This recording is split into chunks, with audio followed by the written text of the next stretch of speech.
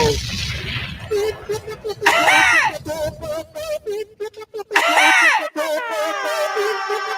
you listen to Super Blaze. That's dead real. Yo, why is Jada Kiss as hard as it gets? Why is the industry designed to keep the artists in debt? And why them dudes ain't riding if they party is set? And why every pop they party to death? Yeah, and why they gon' give you life for a murder? Turn around, only give you 8 months for a burner. Going down, why they selling niggas CDs for under a dime? And if it's all love, daddy, why you come with your 9? Why my niggas ain't get that cake? Why it's a brother up north better than Jordan that ain't get that break? Why you in stack instead of trying to be fly? Why is ratting at an all-time high? Why are you even alive? Why they... Dead real. Yo, why is Jada Kiss as hard as it gets? Why is the industry designed to keep the artists in debt? And why them dudes ain't riding if they party is set? And why they never get it poppin' but they party to death? Yeah, and why they gon' give you life for a murder? Turn around, only give you 8 months for a burner. It's going down, why they selling niggas CDs for under a dime? And if it's all love, daddy, why you come with your 9? Why my niggas ain't get that cake? Why it's a brother up north better than Jordan that ain't get that break? Why you in stack instead of trying to be fly? Why is ratting at an all-time high? Why are you even alive? Why they kill Tupac and Chris? Why at the bar you don't take straight shots instead of popping Chris? Why them bullets have to hit that door? Why did Kobe have to hit that raw? Why he kissed that whore? Why? All that I've been giving is this pain that I've been living. Got me in the system. They gotta do me like that. Try to make it my way, but got sent on up the highway. Why? Oh, why? Yeah.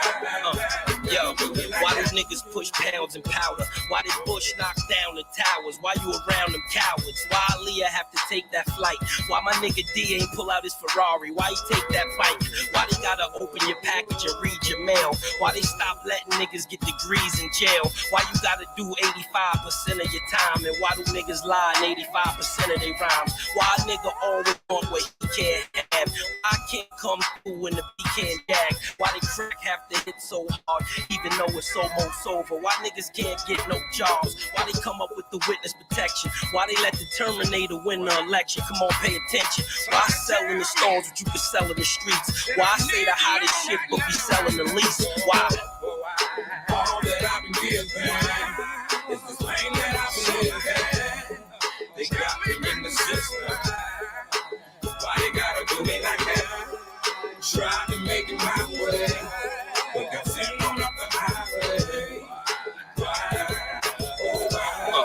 Yeah, yo, why Halle have to let a white man pop her to get an Oscar? And why Denzel have to be crooked before he took it? Why they didn't make the CL6 with a clutch? And if you don't smoke, then why the hell you reaching for my Dutch? Why rap? Cause I need airtime. Why be on the curb with a wild lie? I need a bear sign. Why all the young niggas is dying? Cause they moms at work, they pops is gone, they living with iron. Why they ain't give us a cure for AIDS? Why my diesel have fiends in the spot on the floor for days? Why you screaming like it's a slug, it's only the heart? Why my buzz in LA ain't like it is in New York?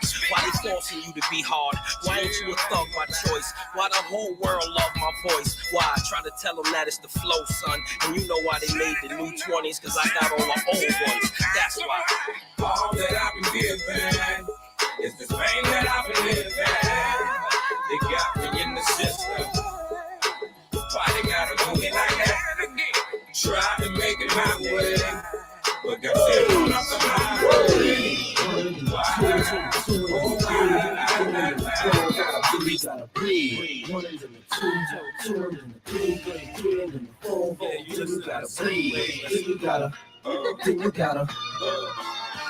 Show these niggas can't breathe when I come to, hum to, some shoes gotta be 20, man, it's not even funny, they can't. The chokehold's too tight, the left looks too right, you know what, you right, these bitches can't. Woo! Woo! Woo! You gotta breathe. One in the two in the three, you gotta breathe. You gotta. Show these niggas can't breathe when I come to, hum to, some shoes gotta be 20, man, it's not even funny, they can't.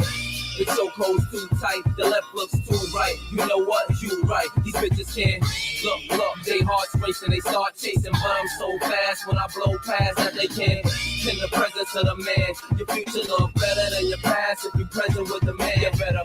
You niggas can't share my air. I walk a mile in the pit. And I'm getting better year by year, like they say wine do. Couldn't smell me if you brought the canines through. And I pace myself. I know these money hungry bitches wanna taste my wealth, but I keep them on a diet, embrace their health, or even keep them on the quiet and space myself and just take a deep breath. I got them grabbing their chest, cause it's hurting them to see fabbing is best. And they ain't worst, they'd rather see me check than lay in the back. And I ain't just I'm saying the facts. I came back with some sick. Welcome. I got these broke niggas looking at me like they tap in. Heavy chick I bone, can't leave a dick alone. So I know it's one of them every time I pick my phone. Woo! It's the Autonomous Party Podcast Mix Show. Woo! You tapped into your boy Super Blaze through the campaign. Inside the campaign mix. A little delayed tonight, you know what I mean? It's about 95 degrees out here in Florida today, so it's a hot one. Show these niggas can't breathe when I come through. Hum to some shoes, gotta be 20, man. It's not even funny. Shout to Love on Purpose. What up, mama? I see you. Too tight, the left looks too right. You know what? You right. Always punctual. I see. You know what I mean? They hearts racing, they start chasing, but I'm so fast. Shout to more than Bria. What up, Bree? In the presence of the man, your future look better than your past. If you present with the man, you better. You niggas can't share my air. I walk a mile in the pair I wear, and I'm getting better year by year, like they say wine do. Cops couldn't smell me if you brought the canines through. And I pace myself. I know these money hungry bitches wanna taste my wealth, but I keep them on a diet, embrace their health, or even keep them on the quiet and space myself and just take a deep breath. I got them grabbing their chest, cause it's hurting them to see fabbing is best. And they ain't worst, they'd rather see me laying a hearse than laying the back. And I ain't just laying the verse, I'm saying the facts. I came back with some sicker stones. I got these broke niggas looking at me like they choking on a chicken bone. Heavy chick I bone, can't leave a dick alone. So I know it's one of them every time I pick my phone. Breathe. One and then the two and then the three and then the four. Then you gotta breathe. One and then the two and then the three and then the four. Then you gotta breathe. One and then the two and then the three and then the four. Then you gotta breathe.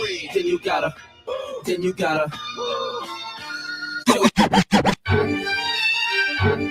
Y'all get ready to put y'all up on something, man. Yo.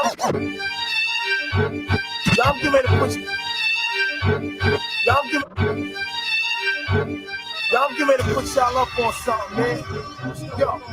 When you see something ill, rest in peace to my nigga Black Rob, for real. Niggas like DMX. Nigga have a big that era, you know what I mean? That's cool. You know what it is, man. Get Autonomous Party. Tap in, share, like, subscribe. Come on. Like, yo, I had this bad bitch in town. She was whoa. Had me fucked up in the head. I mean, whoa. Bought the bitch diamonds and pearls. I mean, whoa. Should have seen them shit shining on the wrist.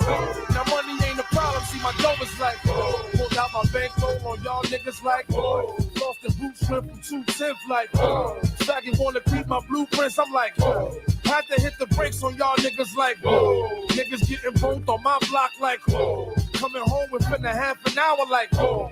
Frontin' like they had the manpower like, whoa. More or less, more so, I rip guitar so I live the fast life. Come through in the port slow like, whoa. My niggas like dough, like dro, nitro, my flow, nice clothes like, whoa. East Spain with cocaine like, whoa. Now I'm Doc Strange in the range like, whoa. 100 miles an hour switching lanes like, whoa. Plus I'm getting brain from this chick like, whoa. Finger near nigga asshole like, whoa. Team floor bitches and bitches like, whoa. 99 Jag Benz coupe like, whoa. Keep them cheese lines on your blocks like, whoa. Grenade through your window, bitch, like, whoa. Love to see me do this shit like, whoa. Niggas put me through this shit like, whoa. So I'ma go toe to toe, blow for blow like, whoa. And whip it's all soul, live the fast life. Come through in the ball slow like, whoa. My niggas like dough, like nitro, my flow, nice clothes like, whoa. We bag it, then flip it like, whoa. Cars me jacket, then strip it like, whoa. fully equipped, front to back like whoa. Spitting on fiends that come for crack like whoa. Asking for shorts and shit, nigga, like whoa. Half on this quote, now nigga, that's whoa.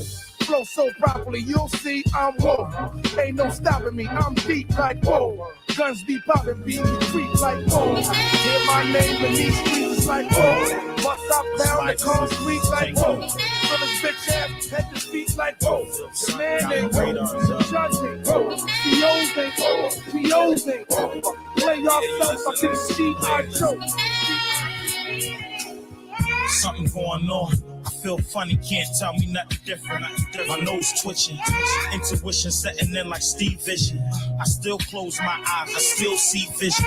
Still hear that voice in the back of my mind. So what I do, I still take heed, I still listen. I still paint that perfect picture. I still shine bright like a prism. My words still skipping. I know you can't, won't get it. You just chose to ride that ship, salt with it. I'm still afloat. I ain't the captain of the yacht, but I'm on the boat. I ain't acting what I'm not, knowing that I don't. You acting like you will, but I know you won't. You won't. I read between the lines of the eyes of your brows. Your handshake ain't matching your smile.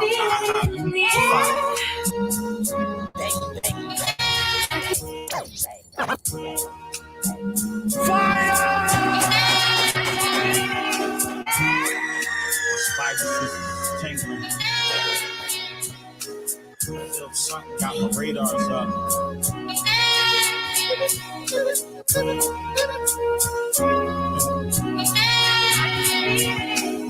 Something going on. I feel funny, can't tell me nothing different. My nose twitching, intuition setting in like Steve Vision. I still close my eyes, I still see vision. Still hear that voice in the back of my mind. So what I do, I still take heed, I still listen. I still paint that perfect picture. I still shine bright like a prism. My words still skipping. I know you can't, won't get it. You just chose to ride that ship, salt with it. I'm still afloat. I ain't the captain of the yacht, but I'm on the boat. I ain't acting what I'm not, knowing that I don't. You acting like you will, but I know you won't. You won't. I read between the lines of the eyes of your brows. Your handshake ain't matching your smile. I don't know, man.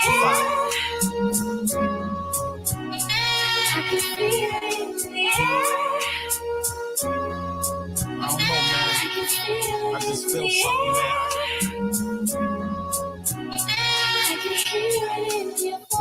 Something ain't right, man. Maybe I'm fucking you. I sit alone in my four-cornered room staring at him, ready to go bananas. Two on me, two extra on me. I know my mind ain't playing tricks on me. I ain't skits, homie. Ain't nobody drop a on me. It's like they try to plot to sit on me. I hear this voice in the back of my mind like Mac, tighten up your circle before they hurt you. Read their body language. 85% communication non-verbal. 85% swear they know you. 10%, you know they spend the other 5 times to show you. Just know you. When pulling strings, you the puppet master. Some other bastard. Man, watch who you puffin' after. Play your cards, go against all odds. Shoot for the moon if you miss, still amongst those stars.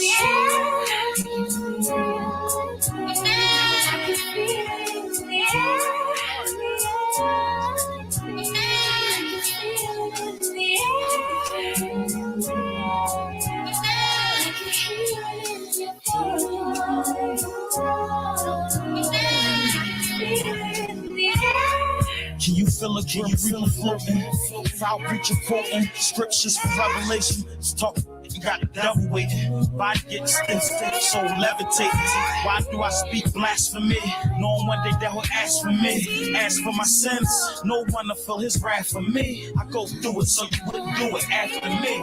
Ask for me. I'm still circling the block before I'm parking. Not bitching. I'm just still cautious. Same black Parker. Same extra. Still with that same market. Damn, I feel it in the air. You not sincere. It ain't an us or we or I'm a thing. It's a good, bad karma thing. It's a psalm and an honest thing. I swear I feel something honestly.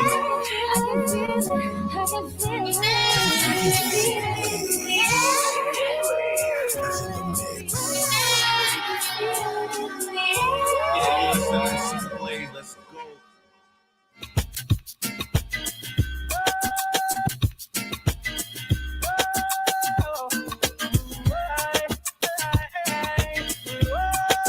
go. front of Gucci in the winter. I seen you with your girls walking in your chinchilla fur. I was laid up in the coupe black shade up, looking at your face just pure with no makeup. A little bit of MAC lip gloss, hair in a bun well done.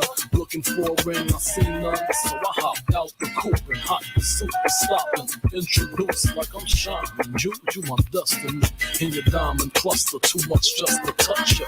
Perfume down to your structure. Think I wait till the second night to fuck you. I wanna marry you. Now I'm just playing, but we can start with a few nights out in Malibu, surfing, laying up on Persians. Here's my number, put it in your purse and call me. On the telephone, she heard my voice. Tell me to pick her up in my Rolls Royce. If my Rolls Royce is not for ladies, then girl, I'm gonna take you in my Mercedes. If my Mercedes would have full up of the disease, then girl, I'm gonna take you in my Firebird. If my Firebird cannot take the curve, girl, put your ass on the dumb at your bus. You're getting closer. My player days is over. Well, maybe not completely, but still in all. Come here, rest your head on my bed, and let me get between your legs. Lay on your back, take it from the back, like a bad girl supposed to. I know you like that. Scream, wake the neighbors from they sleep. Grab the sheets with your teeth, wiggle your butt cheeks. Pour the styles over your body, pick you up, treat you like a convenience store, stick you up, take you to the balcony, pick you up, so you can look at the city while I'm digging your kitty. Then we drive into the sunset, pull over, get up on the hood, ma, I ain't done yet. On the telephone, she heard my voice. Tell me to pick her up in my Rolls Royce. If my Rolls Royce is not for ladies, then girl, I'm gonna take you in my Mercedes. If my Mercedes would have full up of the disease, then girl, I'm gonna take you in my Firebird. If my Firebird cannot take the curve, girl, put your ass on the dumb at your bus. We've been together for a few months now. Did it all 4 seasons to the trunk. Beverly Hills bungalows in your underclothes. In Paris, Eiffel Tower, double baths and showers. Dinners and Indochine. Since here's what you see me flip a couple things, load the magazines, and I think you might be the right one. Whoa, wait, press the brakes, gotta investigate. But I do know, to you it don't matter whether my pockets are slim or fatter, whether it's BBQs or Mr. Charles Platter. Even if I sip off the success ladder, even if the paragraphs didn't hit the charts and smash. If my car was a train, I'd have silver Saraf. I think you'd be right there, cause we right here. No Cartier charms, just you in my arms. No Sean Don, just a bottle of Avion. Come on, On the telephone, she heard my voice. Tell me to pick her up in my Rolls Royce. If my Rolls Royce is not for ladies, then girl, I'm gonna take you in my Mercedes. If my Mercedes would have full up of the disease, then girl, I'm gonna take you in my Firebird. If my Firebird cannot take the curve, girl, put your ass on the dumb at your bus. So I drop from a tonic and I take one sip. Should have said it was a gallop like a hustle get whipped. Come quick, yeah. Come quick, whoa. Cause you wild out and not another, although some will change. But I know I will never love you forever. Yo, all I need is one mic, one beat, one stage, one nigga front, my face on the front page. Only if I had one gun, one girl and one crib, one God to show me how to do things. The sun get pure, like a cup of virgin blood, mixed with 151, one sip will make a nigga flip. Writing names on my hollow tips, plotting shit, mad violence. Who I'm gonna body? This hood politics, acknowledge it. Leave bodies chopped up in garbages. Seeds watch us grow up and try to follow us. Police watch us roll up and try knocking us. One knee I duck. Could it be my time is up? With my luck, I got up. The cop shot again. Bus stop glass burst. A fiend drops his Heineken. Ricocheting between the spots that I'm hiding in. Blacking out, I shoot back. Fuck getting hit. This is my hood. I'm a rap to the death of it. To everybody, come on. Little niggas is grown. Hood rats, don't abortion your wound. We need more warriors soon. Shit from the stars, sun, and the moon. And it's like a police chasing street sweepers and coppers. Stick up kids with no conscience, leaving victims with doctors. If you really think you're ready to die, but nah, I doubt. This is what Nas is about, nigga. The time is now. All I need is one mic. All I need is one mic. All I need. All I need is one mic. All I need, niggas. All I need is one mic. Yeah. All I need is one blunt, one page, and one pen, one prayer. Tell God, forgive me for one sin. Matter of fact, maybe more than one. Look back at all the hatred against me. Fuck all of them. Jesus died at age 33. That's 33 shots from twin Glocks and 16 apiece. That's 32, which means one of my guns was holding 17. 27 hit your crew, 6 went into you. Everybody gotta die sometime. Hope your funeral never get shot up. Bullets tear through the innocent, nothing is fair. Niggas roll up, shooting from wheelchairs. My heart is racing, tasting revenge in the air. I let this shit slide for too many years, too many times now. I'm strapped with a couple of Macs, too many nines. If y'all niggas really with me, get busy, load up the semis. Do more than just hold it, explode the clip until you empty. There's nothing in our way. They bust, we bust, they rust, we rust. Let fly and feel it. I feel it in my gut that we take these bitches to war. Lie them down, cause we stronger now, my nigga. The time is now. All I need is one mic. All I need is one mic.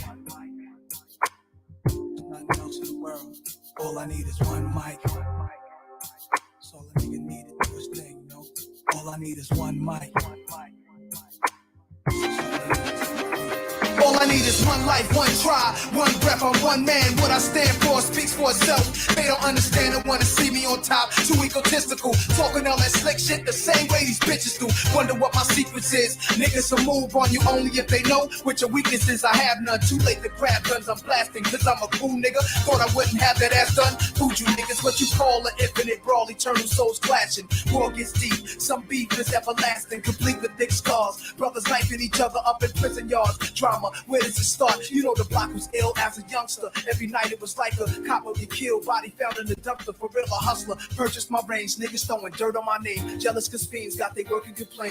Bitches left me cause they thought I was finished. Shoulda knew she wasn't true. She came to me when a man caught a sentence. Diamonds are blinded. I never make the same mistakes. Moving with a change of pace, lighter load. See now the king is straight. Swelling my melon cause none of these niggas real hurt equal. Telling police how can the kingpin squeal? This is crazy. I'm on the right track. I'm finally found. You need some soul searching. The time is now. All I need is one mic. One mic. Turn the music up in the headphones. Yeah, that's perfect.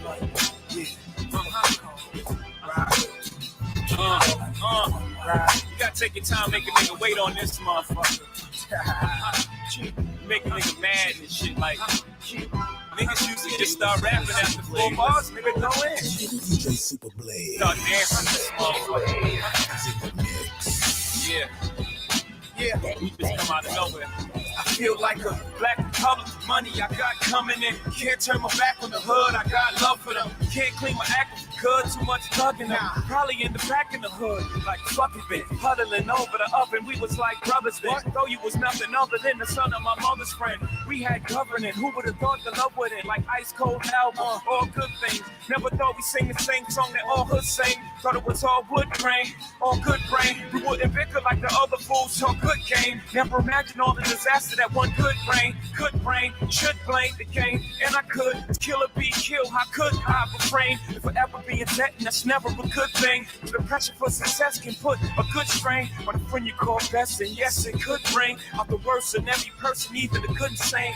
Though we rehearsed it, it just ain't the same. When you put in the game at age 16, then you mix things like cause, jury, and miss thing. Jealousy, ego, and pride in this springs. And all to a head like a coin. Ching, the root of evil strikes again. This could sting. Now the team got beef between the post and the point. This puts the ring in jeopardy. It's like the black Republican money I got coming in. Can't turn my back on the hood. I got love for them. Can't clean my act good. Too much thugging them. Probably in the back of the hood. I'm like, I feel like a black militant taking over the government. Can't turn my back on the hood. Too much love for them. Can't clean my act up for good. Too much thugging them. Probably in the back of the hood. I'm like, fuck it then. I'm back in the hood. They like, hey, Nas. Blowing on perk, reflecting on their lives. Couple of fat cats, couple of AIs. Dreaming of fly shit instead of them gray skies. Grade 5s, hate eyes, wishing our rain dies. Pitch sling pies and niggas, they sing why. Guess they ain't strong enough to handle their jail time. Weak minds keep trying, follow the street signs. I'm standing on the roof of my building. I'm feeling the whirlwind of beef, I inhale it. Just like an acrobat, ready to hurl myself through the hoops of fire. Sipping 80 proof, bulletproof under my attire. Could it be the forces of darkness against hood angels of good that form street politics? Makes a sweet honest kid turn illegal for commerce. To get his feet out lot of them converts that smile like word. a black republic with money, keep coming in. Can't turn my back on the hood, I got love for them. Can't clean my act for good, too much thugging them. Probably in the back of the hood. I feel like a black military taking over the government. Can't turn my back on the hood, too much love for them. Can't clean my act up for good, too much thugging them. Probably in the back of the hood. I'm like, one city, one country, one state. Some place to be. Yeah, you listen to Super Blaze. Let's go.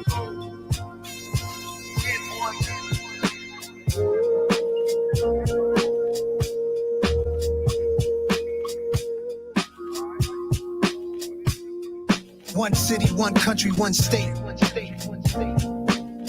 Some place to be nobody. Some place to be. Some place you wouldn't know probably. Yeah. Yeah. If Chappelle moved to Ghana to find his peace, then I'm rolling where the service always roaming. I'm packing my bags and going. It's a challenging act. It's a balancing act. Visit beautiful places is more out here than the trap. Houses in Long Island, they always found them. House in the South, a nigga barely got out. Sunny LA, remember calls with Dr. Dre. He told me, don't let the palm trees fool you, nigga, be safe. Me and my higher self, we often would speak. Somehow we lost the connection, might meet a Joshua tree. And it's been bothering me. Too many wavy women, gotta log out of IG. Can't be my age DMing, no kidding. It's hard to move like a civilian. I write the truth cause I live it, not like you musical niggas. We did it big and they biggest. They rather shoot than write tickets. What it feel like to go get it, what it feel like to go miss it. In one city, one country, one state. Some place to be nobody. Some place to be. Some place you wouldn't know probably. Some place to be nobody. My dog bought a plane, said let's go to Paris. That's where baguettes are from, French bread that's long and narrow. I like the other definition, rectangular carrots. The concept of the song is rather esoteric. This girl said in Grenada we should go get married. Broke the meaning down of the Virgin Mary. And you got your own place. My favorite part of the night when you text me that you made it home safe. I'm contemplating at the home base how I'm used to breakfast in the ghetto sipping OJ. That's a picture right there, a moment in time. Before anybody wanted a photo of mine. Before the internet energy and social decline destroyed the vibe, fooling us with the headlines, keeping us blind. Vultures eat you alive. Take heed to the signs. Which should I find? One city, one country, one state. Some place to be nobody. Some place to be. Some place you wouldn't know probably. Some place to be nobody.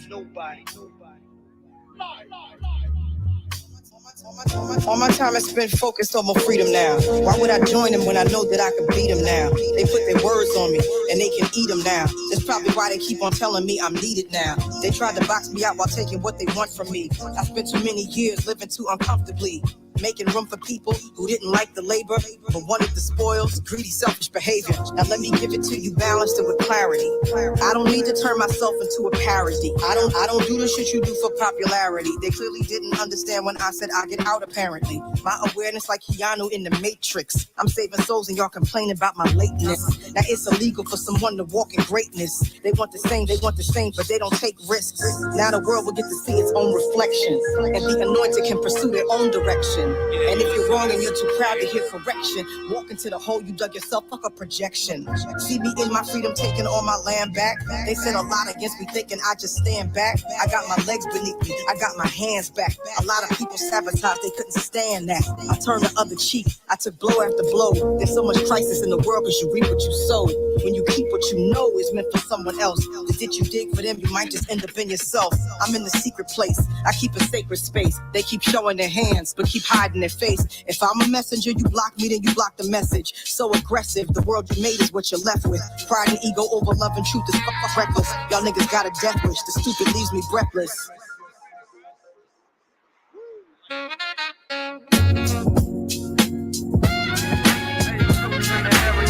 Some place to be. Yeah.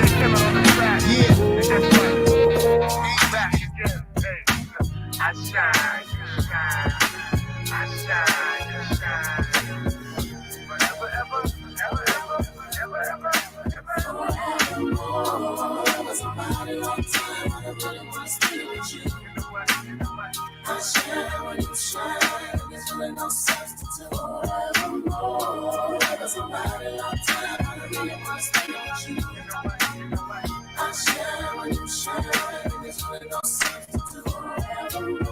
Take a picture, I want you to remember when I profess my love. Press the button, I hope it's your recording. Every word I'm saying to you. Right now from this day on, already weighed out the pros and cons. Just the woman I want.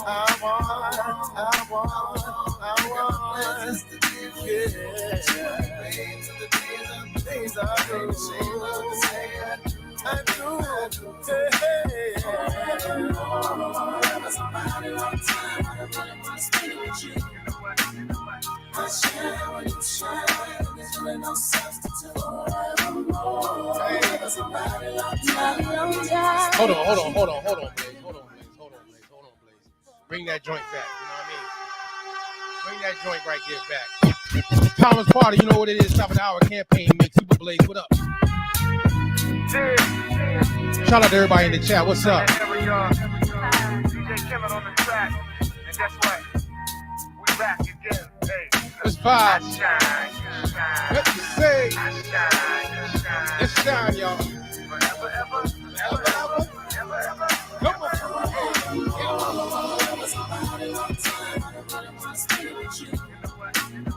I share when you shine, there's really no substitute.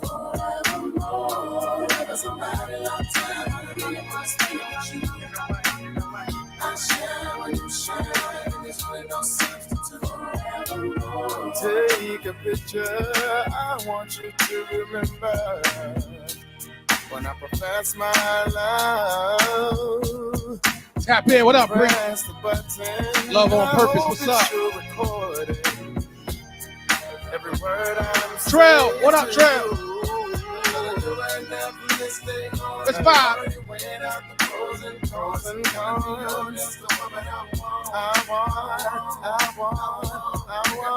Trying to get y'all a little spirit before we get started tonight, you know what I mean? Shout out to Barra P, Got a Green, what up? BSP for the campaign, you already know what it is.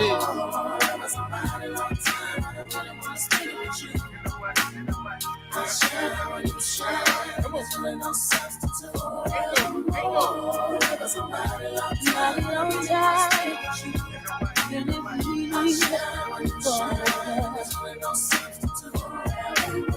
Pick a tree to carve our names. Let the world know it's not a game. Last longer than a wedding ring. Generations tattooed with the love we bring. From the seeds we sow to the time it takes to grow. Long enough to show you I won't let go of you. Without you, I'm incomplete. This love song without this beat. I'm saying that you are the man I need. Yeah. Plans just to be with you. Big till the days are through. Should love to say I do. Somebody long time. Spend this night with you. You shine, we shine all the time.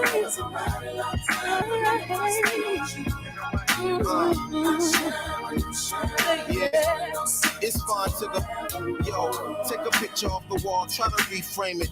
Take all the color off, try to repaint it. If you want picture perfect, got real hip hop vibe right here. We painted our own portrait of me and you that can never be tainted. Because real love embodies all colors of the spectrum. Mix a few greens with your reds and your blues. Create some new views, then you rehang it. Start over, even though your friends gon' doubt you. And all them others have been trying to scout you. It gets so tiring, but I'd be lying if I said that I'd be better off without you. And when I think of walking out you, smiling the way they make me feel like I'd be lost without you.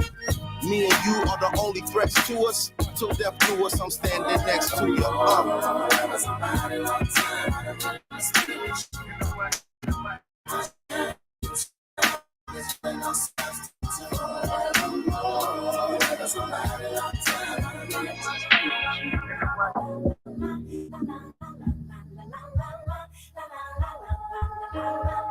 Yeah, you listening to Super Blaze, let's go.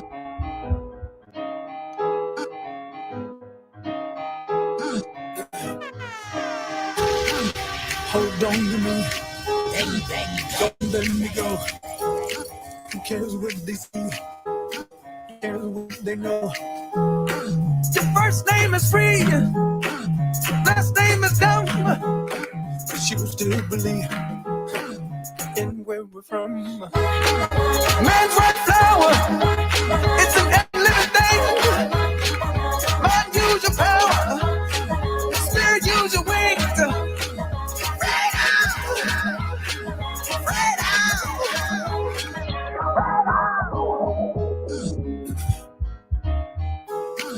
Hold on to me, don't let me go. Who cares what they think? Who cares what they know? Your first name is free, last name is dumb. But you still believe in where we're from. Man's right flower, it's in every living thing. Mind use your power, spirit use your wings.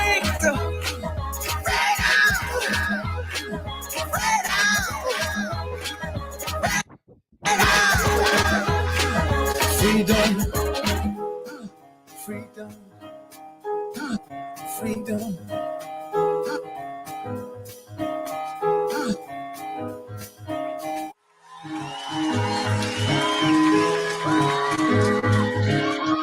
Yeah. Tap in, tap in, tap in. You already know what it is. The Autonomous Party be live. We gonna vibe in a minute. Tonight we're gonna talk about the American Maroon situation of the whole month of Mayhem. You know, we had to skip 1 week and give you that Aboriginal walkthrough. You know what I'm saying? But at the end of the day, I had to keep it 100. I had to come back and give you the origin and give you some things that we didn't get to sneak in the Mayhem conversation during the month of May. But no, it's an American Maroon thing for real. People, you know, should have been talking about it, but we've been talking about it the most. Shout out to the Autonomous Party. Feel me? Not only that, shout out to the campaign to all the reality of life autonomy. Because we the most highly exalted nation of people marooned on earth. You heard me? I don't care how much money you have. You them people, you dig? I don't care what And our family roots you're born include the into. Americans, the Aboriginal inhabitants of Americans, and all the You need Africans that freedom. came in and mixed in with them. There's a particular group that You need freedom. tonight that out of order this maroon thing kicks in. You know what I'm saying? And it's actually it's an honor to know that current then and now, this thing still carries with us with our inheritance Before we leave you and our guys, heritage. But they try to downplay it though. We're gonna upgrade it though. just want to share a moment Modern with day you maroon guys. shit. You heard me? Modern day maroon shit. That's all we gonna do right now. We're gonna give it to you real tonight though. Freedom. That's for real shit, ain't it? This is our first time playing this song here. I want to have a moment. It's your boy Matt Keith. I'm going I want you guys to make this a memorable moment. live. I don't care how much money you have. I don't care what family you were born into. You need freedom. You need freedom. Maybe it's the government. Maybe it's a corporation. Maybe it's just being bullied. You need freedom. So tonight, when you hear me scream freedom, I want to know what 80,000 people's freedom looks like. How many are you with me? Try it out.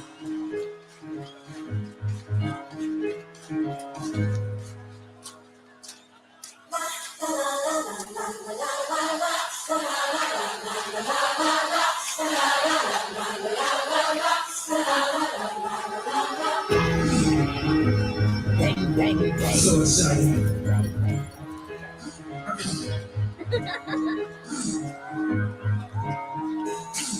Hold on to me.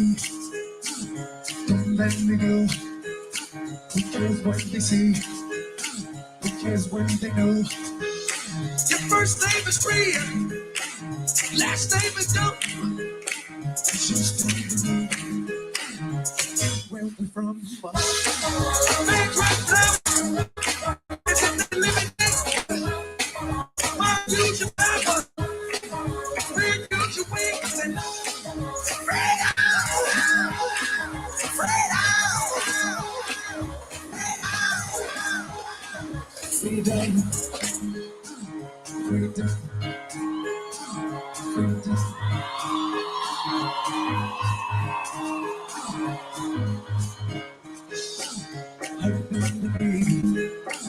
Don't let me go. Just need to your first name is King, last name is Joe. Everyone, with the pain and break free, with nights and sunrise, with the well hot to see, with men recognize.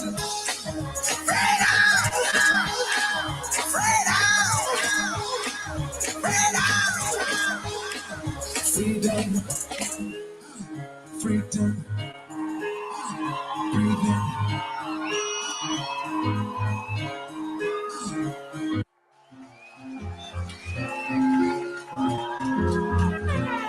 Yeah, you listen to Super Blaze, let's go. Bang, bang, bang.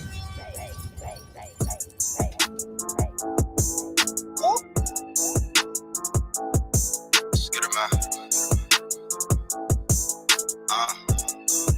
Look. Ever since a youngin', I've been running, getting to the cake. Dog, you ain't 100, this 100. Let me demonstrate. If she ain't got brains, then I ain't tryna penetrate. And if you ain't a stand-up needy, you could get your dinner ate. I ain't buying all that real shit. Dog, you benefit to go on a dinner date. Now we on the interstate. Might be a rookie in the game, but I've been a great. And we about autonomy, dog. We ain't tryna integrate. Fire!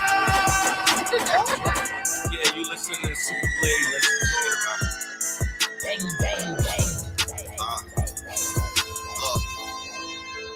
Ever since a youngin', I've been running, getting to the cake. Dog, you ain't 100, this 100. Let me demonstrate. If she ain't got brains, then I ain't tryna penetrate. And if you ain't a stand-up needy, you could get your dinner ate. I ain't buying all that real shit. Dog, you benefit to go on a dinner date. Now we on the interstate. Might be a rookie in the game, but I've been a great. And we about autonomy, dog. We ain't tryna integrate. Man, we ain't tryna integrate. Was broke back then, now the youngest seeing different cake. We don't go off feelings, we just make sure that the business straight. And if you ain't an intellect, then you can't get a penetrate. Local need you, now I'm getting love all in different states. Gotta need you, if you ain't got scars, then you can't relate. Preach the niggas, I'm just trying to make sure that my people straight. Woke nigga in a sleep world, trying to keep awake. Man, I'm just trying to keep awake. Bodies dropping in my city, damn Perry, keep awake. How another black man, your op, make it make sense. When the system got y'all niggas going through the same shit. Ever since a youngin', I've been running, getting to the cake. Dog, you ain't 100, this 100. Let me demonstrate. If she ain't got brains, then I ain't trying to penetrate. And if you ain't a stand-up needy, you could get your dinner ate. I ain't buying all that real shit. Dog, you benefit to go on a dinner date. Now we on the interstate. Might be a rookie in the game, but I've been a great. And we about autonomy, dog. We ain't trying to integrate. Swear we gon' die every day. They said Jesus gon' save us. Well, I know we die if we wait. I know we die if he can't. They tell us people. Bang, bang, bang. Fire!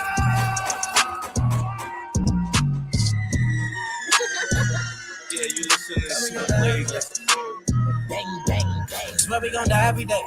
They said Jesus gon' save us. Well, I know we die if we wait. I know we die if he can't. They tell us we black, but we ain't. Aboriginal, native, yeah, we gon' die every day. Cause we don't know where we came. We been here, lived here, open borders, got deported, fought for rights. Kidnapped, bitch slapped, blacked out, covered up, washed white. Drugged up, slugged up, beat bread, left for dead, fuck your life. It's all a plan, kill your man, take your land, slave your kids, rape your wife. Why y'all look so mad if all this shit I say is true? Why y'all look so mad if all this shit happened to you? White man quick to tell you, you was a slave, nothing before me. He himself only been free since 1840. Don't record it, I'm an ancient Egyptian from Atlantis, headed straight for Canada, that's Israel. Nothing fake about me, no capping rapping, I just fed the ink and I'm digital. No caveman, I'm original. Kentucky fried, extra crispy, wear a lot of gold, cause my family history. I'm the guy to know, I bring death to history. Swear we gon' die every day. They said Jesus gon' save us. Well, I know we die if we wait. I know we die if he can't. They tell us we black, but we ain't. Aboriginal, native, yeah, we gon' die every day. Cause we don't know where we came. Swear we gon' die every day. They said Jesus gon' save us. Well, I know we die if we wait. I know we die if he can't. They tell us we black, but we ain't. Aboriginal, native, yeah, we gon' die every day. Cause we don't know where we came. Power, only respect power. Respect power. What's been said can't be said no louder. No, you die a coward. They bombed our churches, set our kids on fire. Police keep erasing cause they backed up by the nation. Nation ain't complaining cause them Indians still hanging. Comanche, Sioux, Apache, ain't no history in blackness. No reason for that chatting if you bitch up when it's action. AR on my body, tell the bro to grab the shot and loading up the new edition. Finna hit him with this bobby. I can't shoot the shit, but 30 shouldn't miss. 54 races, 104 is clear. Come on. Anytime we prison, they don't want the shit. They don't want the problems. Snitches sticky. Talking about that hatred and running like a bitch. Quick to call the laws, quick to play the bitch. So we gon' die every day. Jesus gon' save us. When I know we die, we wait. I know we die, we beat. And tell us we black, but we hate. Aboriginal hate up. Yeah, we gon' die every day. Cause we don't know what we can. Right now. Let me tell y'all something, man. Pull up.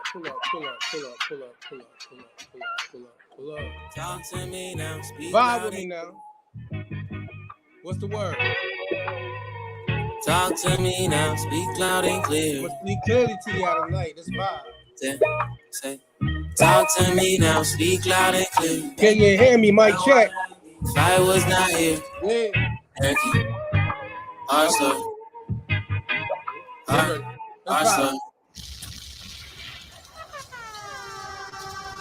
Pull up. Blaze. Let me tell you something, man. That's my joint. You might have to come back in with that in a second. You know that's my joint, man, boy. We talking about American Horror Story. Man, American Horror Story, man. That's one of my joints right there, man. This is a horror going on out here right now. You feel me? It's a horror story going on right here. Ain't nobody safe outside. Gas prices almost at $5 in Florida. Going up pennies every day. My car didn't give me, bro. That's $5.44 off the rent. Oh, man. I feel sorry for you, sir. I'm talking shit.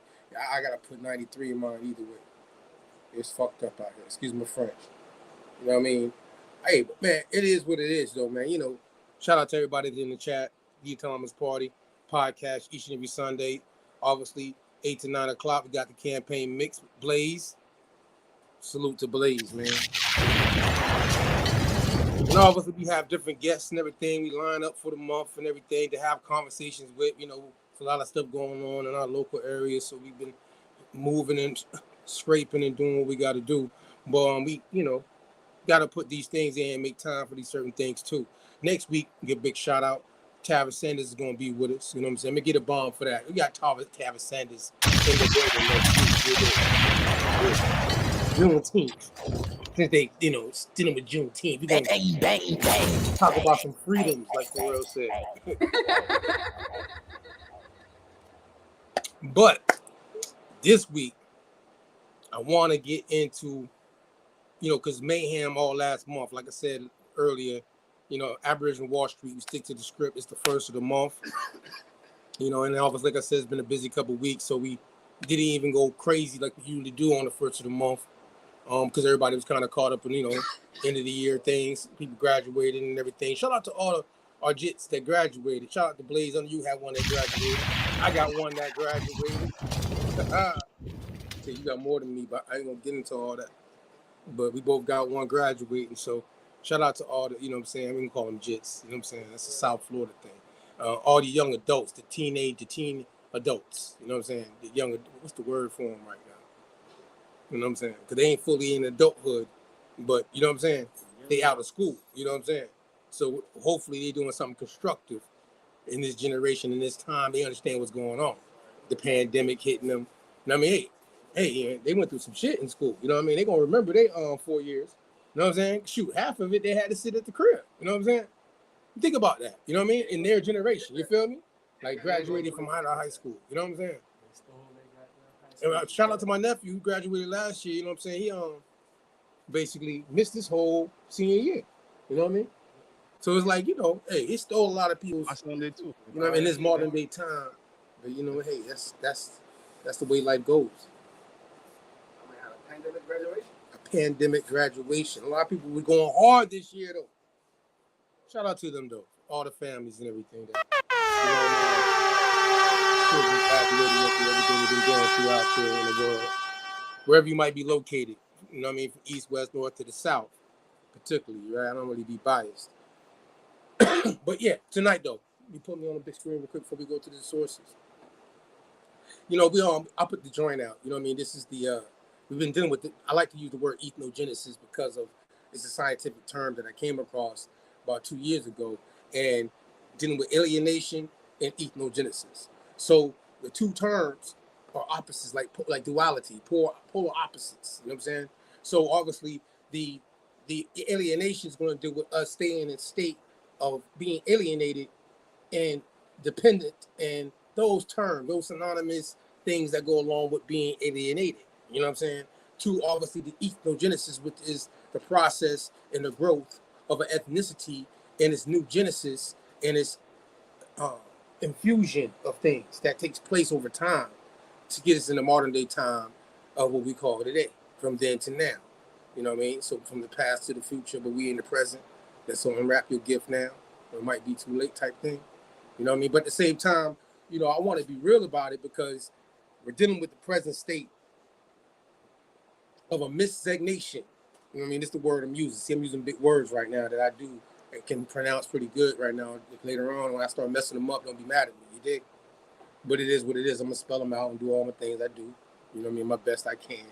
So excuse me for anything you hear later on, especially when the Remy kick in. Past the Remy. Like they say, past the Cavassier. I like Grand Marnier, by the way, because I feel like I'm a Grand Marnier presenting this to y'all right now. I said in a different variation from Maroon, didn't I? There's so many different variations of the word and how I can pronounce it. You know what I'm saying? It's interesting. Either way, though, I want to get straight to it tonight with y'all. So thank y'all for tapping in with us. Shout out to the Music Media Lounge, Thriller Campaign, obviously. You know what I mean? The hardest reality is live life autonomously. You know what I'm saying? Because you're the most highly exalted nation of people marooned on earth. I told you that earlier. You know what I mean? I self-identify with the American Maroon thing because in this day and time, I'm about autonomy. But I mean, we shouldn't have integrated. I have certain principles, and why the autonomous party even goes synonymous with the word maroon. You know what I mean? Because the maroon and the being autonomous are go hand in hand. You know what I'm saying? In today's day and time, us governing ourselves, if you're an entrepreneur, if you're out here getting it, if you got a couple jobs and you just, you know what I mean? And however the case might be, you out here moving and you taking chances to get to your success and your pursuit of happiness, you live more of a maroon lifestyle, especially if you look like us. Because the average person that's like what we call freedmen, even going back to the freedmen time frame, that have the same genealogy, you know what I'm saying, situation, guess what comes into play? They worked regular 9 to 5, you know what I mean? They was going for the Social Security and because they wanted security, and they, you know what I mean, they took a certain route, you know what I mean, in history, you know what I'm saying? So the freedmen, free people of color, are different from the maroon and the free people of color. They took different routes at that time. And then now going into integration, integrate. You heard that word, the song before, integrate by Jay Bricks, right? You know what I'm saying? That's why I like that song so much because he said autonomy. You know what I mean? Aborigine, Native, but we want autonomy. So it's even if you have that indigenous route to America, you know some of your folk chose to integrate, and some disagree with that to this day. It's been a prominent discussion amongst free people of color. The color most favorite is maroon for me. You know what I mean? I want to get to this word that I've been telling y'all through Mayhem, goes back to the word Maranno. And, you know, the word, like the Seminoles probably are most popular group in North America in the history, being also labeled Maroons. You know what I'm saying? Seminole Maroons, Seminole Freedmen, which, you know, they weren't freedmen, so they were Maroons because of the fact that they were not in the same situation as some of the other groups, but of indigenous people during that time frame. But we're going to get to this word Maranno because, see, when you, in this homophones and stuff like that, you got this word Maran, you got the word Cimarron, you got the word Maranno, you got the word Maroon. And they all play a role in a timeline in how you would get people from over there described as Maroons and like literally like, you know, have a situation set up to where it's like people calling me in the middle of the show. I mean, at the end of the day, we want to get people to understand that this time frame of this word has traveled, and it hasn't gotten its just due on where this word and what this word really goes back to. You know what I'm saying? The word Maroon. You see, it's not just simple like how people give it to you all the time about some Africans that ran away. It's nowhere close to that, right? Because you don't even, in genealogy, find the African. We find a lot of dark-skinned Europeans. You know what I'm saying? We got a lot of dark-skinned Europeans running away from plantations, indentured servitude, and the likes of different things during that time frame. But either way, can I get this word Maranno, please? First pull up. Witness to the stand. Maranno.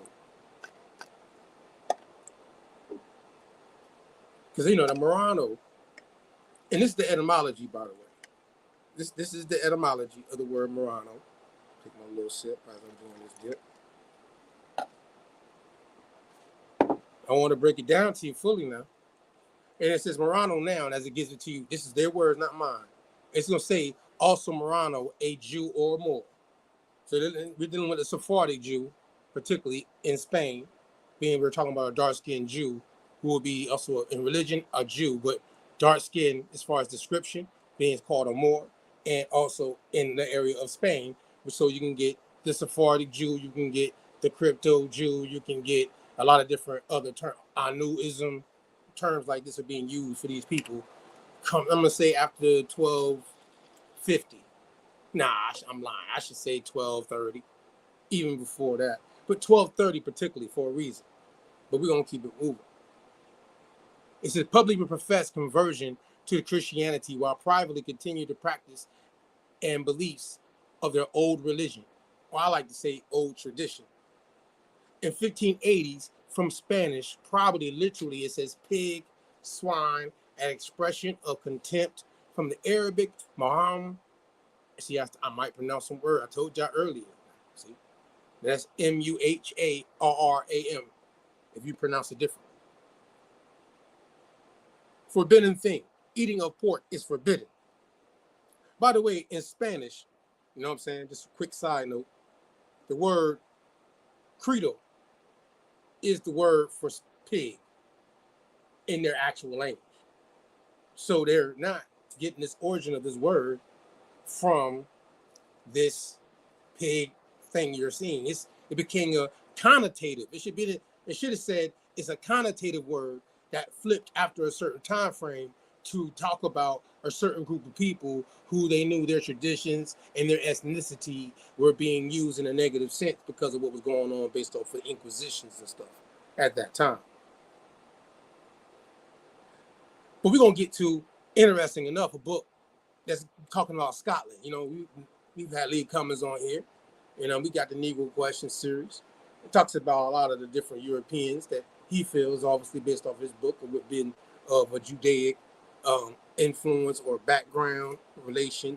So we gonna get to, you know what I'm saying, this understanding, you know what I mean? This understanding that a lot of people are misunderstanding. You feel me? We're gonna get to a reasoning on this tonight. There's a book. When Scotland was Jewish, and the authors of these books got a couple books out there. You know what I'm saying? Cherokee Old Roots, early Muslims and Jews in the American colonies, Colonial America. I'm gonna pull it right now for you. Hold on. Let me get the page for you. Pull up the book. The books right here. Make sure people see the book. So in this book, I'm only going to what, you know, I'm talking about Maroons. I'm talking about the ethnogenesis. Actually, I'm talking about where the word origin goes back to. I just gave you the etymology of the word Maranno, you know what I'm saying? Which I'm telling you the word Maroon really is derivative of when it comes down to who they came in contact with and how these people that would run away also were being lumped into the same term as the people that were already running away from their situations during the Inquisition. You know what I'm saying? I just want to put that out there. You did? So let me get to this area of this book particularly. Give me 1 second. And once again, shout out to everybody in the chat.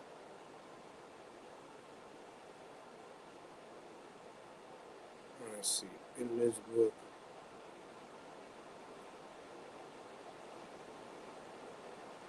I got page 30. The first time it pulls up. 30 out of 264. Yeah. On mine's the same thing. Yeah, 30 out of 264. This book has a lot of pages in it. You know you're going to make that bigger, right? For the people to see. Ho. All right, then you can move up. We're going to go to the word Maroon comes up. We're going to stop right there. So, inside of the when Scotland was Jewish, particularly this word Maranno comes up. So I'm going to read a little bit out of this so you can get some context real quick. All right. It says, I'm going to start where it says, in parentheses, you see secret Jews.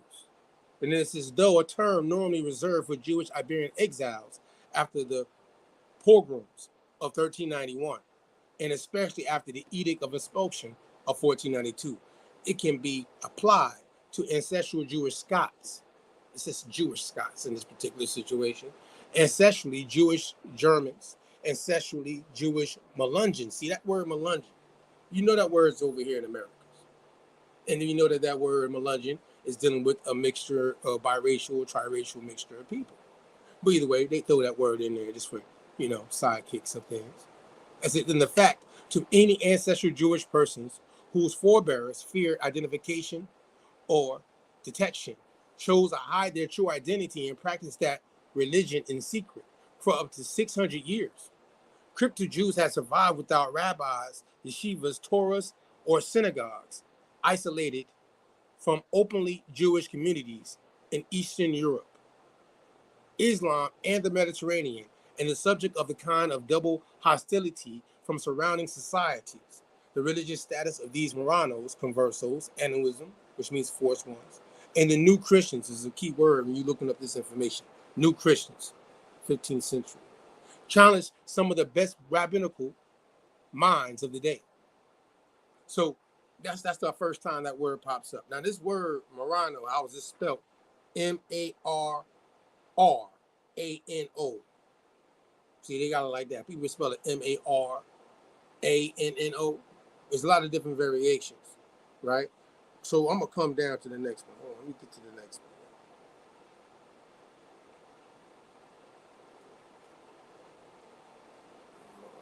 We're gonna find what we're looking for. Go down to the third one, sir. The third Maranno. It's going to be on page 99 out of 264. 99 out of 264.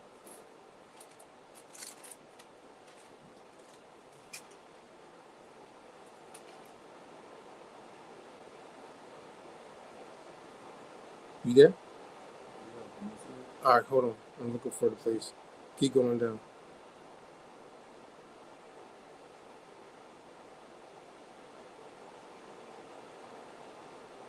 You see that Melungeon at Appalachian Presbyterian Church? You see that right there? I'll just throw that in there.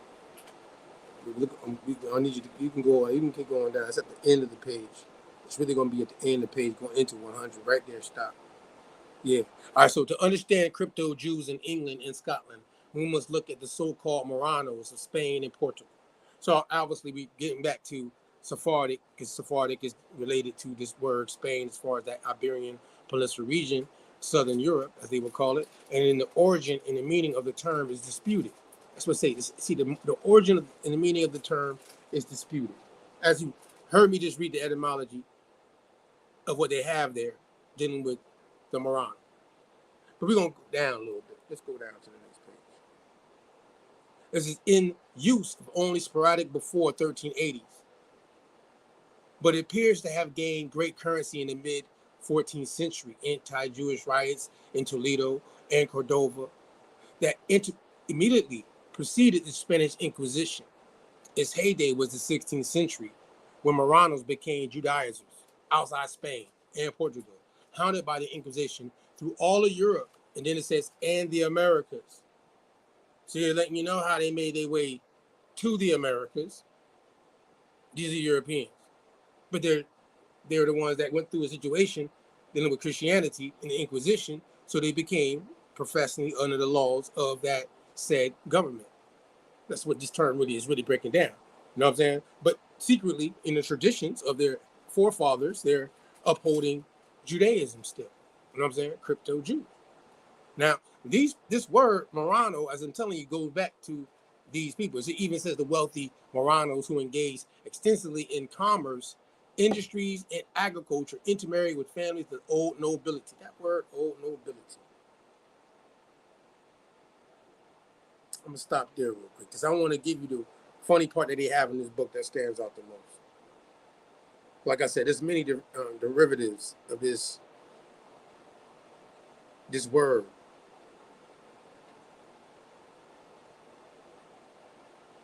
And I need to go to page 246 of 64 because I'm gonna stop at nobles.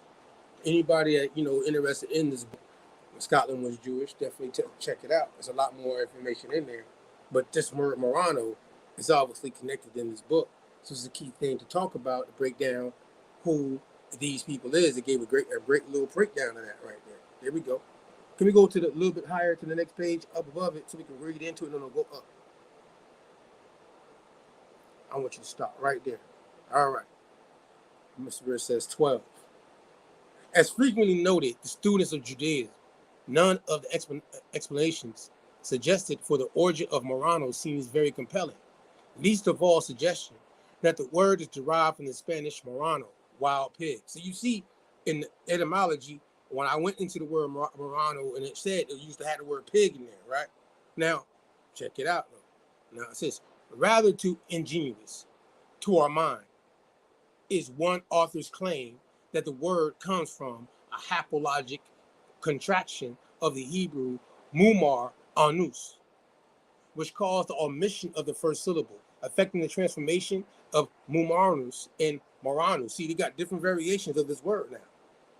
M-A-R-A-N, and then the U-S after it. It has M-A-R-A-N-O.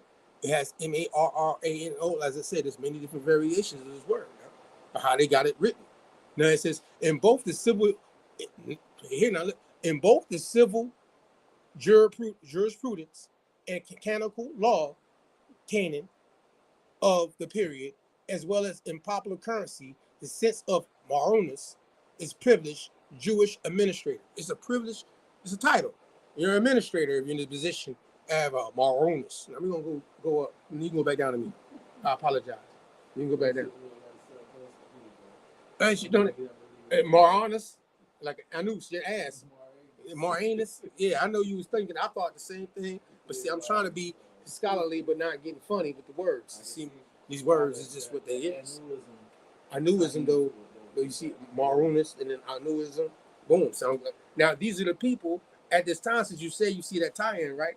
The Maronists in the time of when the Romans, these people became Roman citizens and start working on behalf of the Roman situation, but they traditions were this of Hebrew. You know what I'm saying? They were in positions of title positions before the Inquisition came in and changed how they can't be in those positions no more. You feel me? That's what they're gonna kind of go into. You read the whole thing out. You know what I mean? I ain't gonna read it all right now. You know what I mean? But just to give people a little backdrop on what they're getting ready to go into.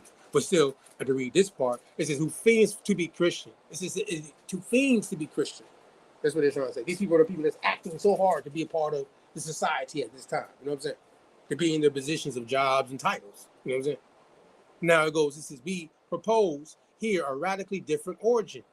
That's where this is a different variation. It has the Maranno, M-A-R-I-A-N-N-U,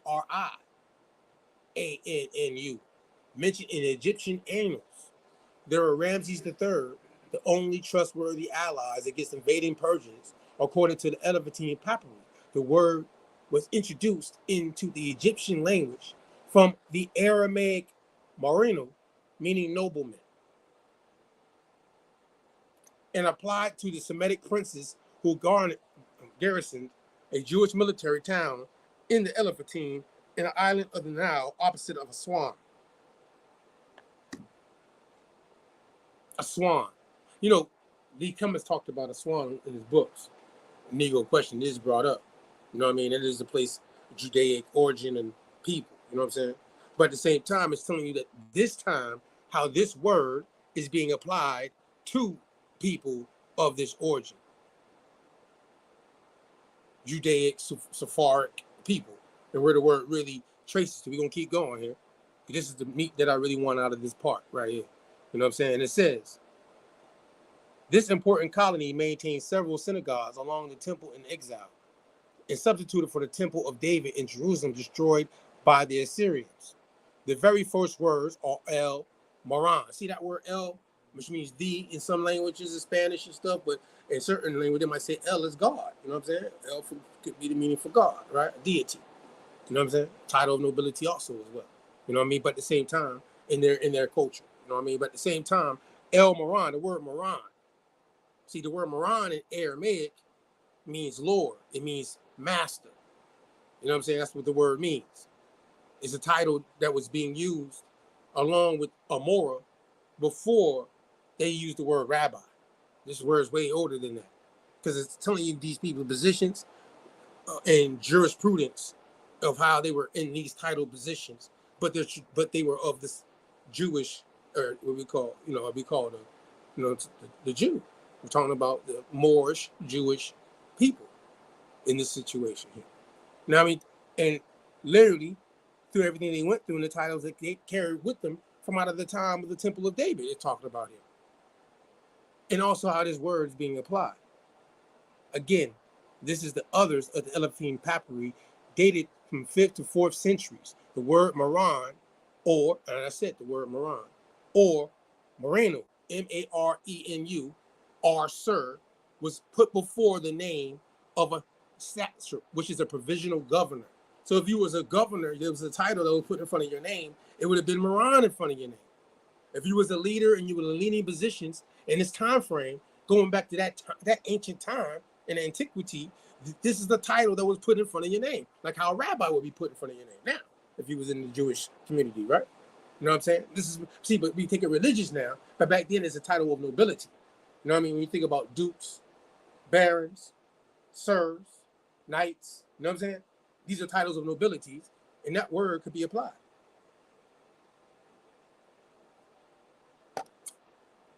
Nobleman. So the word Maranno goes back to the Aramaic word Maran, which today we still carry this term called Mr. and Mrs. You know what I mean? And Mr. and Mrs. goes back to a time frame of that word right there you see here called Maran, Maranno. Mary is the feminine term for a woman of nobility. You know what I'm saying? I know in anthropomorphic deities and Christianity and all this stuff, we can take things in a dogmatic way, but when you go back to the Aramaic and these people in this time frame, they literally are going into it as a title of nobility, and then traced into these people who took and were into these systems after their falling of their traditional situation in that time frame, and how they were in these other systems, but in noble positions still. You know what I'm saying? Maranno. That making sense to you right now when I'm reading right here? Everybody in the room, just in case, you know what I'm saying, if you ain't getting it, let me know. Did I move too fast? All right, so boom. This is in the Book of Scotland. You know what I'm saying? So when they talk about the word Marannos and the fact that in the 13th century, you got people in Scotland who are Christians, new Christians, but still called this term, just like you'll find them in Portugal, Spain, France, you know what I'm saying, Poland, Germany, you know what I'm saying? You'll find this term being used amongst these people. They were moving around. These people, this word shows at a certain time frame there was an edict that was passed that took away that nobility. You see what I'm saying? In those regions of what they were used to be governing over in positions of title of nobility. It flipped. Inquisitions took place and things flipped. Shit, before that, you got the Visigoths that came in on them. They had the goddamn Muslims that came in on them. And then obviously again, you had the Inquisition. And when they talk about the Muslims that came in from 711 to 1492, they forget to mention in like 1232, majority of the regions that were conquered by the Muslims in 711 were taken back. And that really the last stronghold of Granada in 1492 was the last one. But a lot of them regions were already taken back by the Inquisitions. You know what I'm saying? You can go ask St. James about that. You did start around 1100. You feel me? Before you get Knights of Templars and all the other, you know what I mean? You got a whole bunch of orders of people that were doing Inquisitions and Templarish type of things on a trail of St. James, taking them back into the area. Feel me? And so that's just a factual thing. So when we get into talking about the word again, Maranno, I just want to put that out there so we can get that out the way. You know what I'm saying? Because I know a couple weeks ago in Mayhem, I talked about I'm going to give y'all the origin of this word Maroon, going back to Maranno, and this word Maranno, which really meant nobility. You know what I'm saying? A noble person. You know what I mean? It is noble to be autonomous. You know that, right? You know what I mean? It's a noble thing to do that. It's a gesture to move and live in that lifestyle of being autonomous, self-governing yourself. That's a noble thing to do. Feel me? I think in modern day time, that's a noble thing to do. Feel me? Because that's what us folks, like free people of color, should be thinking about. And about liberation and freedom is going about you being in a noble position, which is you mastering yourself and being entitled of position of governing yourself. You know what I'm saying? With whatever your genealogy makeup might be. You feel where I'm coming from? Either way. Either way. What's the next source? We're going to slide on. Because see, got all these clips. And like I said, I got to be careful. You don't just shoot at anybody. You don't just shoot at anybody. That's not noble. But if you're going to shoot some clips at you, you know what I'm saying? You see what happened to Young Thug and my man got no problems.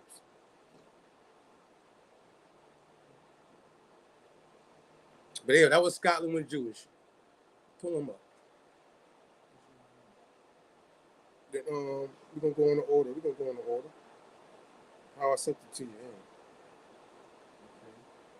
Give me that, yes, sir. Yes, give me that one. Pull that up. That's the one I want to pull up next. So, you know, in the beginning, I said a couple of topics we're going to cover, and I think in the beginning, I got that first thing out the way, you know, the origin of the word Maranno, you know what I mean? And showing you from the etymology and how they use it today, probably in Latin, I like to say Ladino ways of speaking of these Marannos and the language they were actually using called Ladino before they actually came over here and it became a people term for a mixture of this Sephardic and Mayan mixture of people. Yeah, I put that out there just like that. But, you know, the language of the Maranno, 15th century, Ladino was one of them. Castilian, you know what I'm saying? People say Portuguese, but that was literally Ladino. I mean, these words were mixed and speaking in this kind of way because of their backgrounds. Now, this book particularly that I got pulled up, or the picture you see, you know what I mean? It says Hebrew in America, many years before white man. It's interesting that it says that because the Hebrew going in an understanding of laws of manumission of the Christian system and certain things, they were already expelled and exiled, and edicts that were being passed from early in the 12th century to put them out of and put them in a class of people, which would either be slavery or middle class. And they're in the middle class, that means they converted. You see what I'm saying? You feel what I'm saying, God? They converted if they're in the middle class. You feel me? If they're not in the middle class, that means they're being considered a slave. You're a runaway. You're not doing what we told you to do. You know what I'm saying? This is the Inquisition. This is what's going down. So anybody that's not going down with the program is going to be put at the lowest tier. You see what I'm saying? Now, those who convert, they're in the middle class. It's like what we call today the freedman class when we deal with manumission. You know what I'm saying? You went through a conversion. You accepted their laws and situation, and what they felt that you was in a position, which they already knew these people were. They knew these capable of running the government that they got themselves. You know what I mean? But now you could come back in and you did live this new laws that we passed on y'all. There was a lot of people murdered in this situation. I can see why some of these people were converting. They were like, I just got too much to lose. We trying to just run away. I can't run away. You know what I'm saying? It's shoot. This is not what's going to go down right now. I can get it. That's not going to happen, right? So that's what you want me to tell y'all? Listen here. So, but either though the document has interesting. Can you zoom in on this right here? That paper where it says history and then you got American Indian. I want that to blow up a little bit. All right. So this document though, it says the history of the American Indians particularly. And then it says the Thole nations adjoining Mississippi East and West Florida, Georgia, South and North Carolina, and Virginia. You can come up. It says on the account of the origins, language, manners, religious, and civil customs, laws, form, government, punishments, conduct in war, domestic life, their habits, diet, agricultural, manufacturers. I'm doing my best with my eyes. You heard me? I don't know what that one is right now. Diseases and method of cure and other particular, fulfill shit. Ooh, I'm messing up to the rendering. It's messing me up, boy. My eyes ain't that good. My eyes, I'm sorry, y'all. I apologize. But it says a complete Indian system. And then you can come down.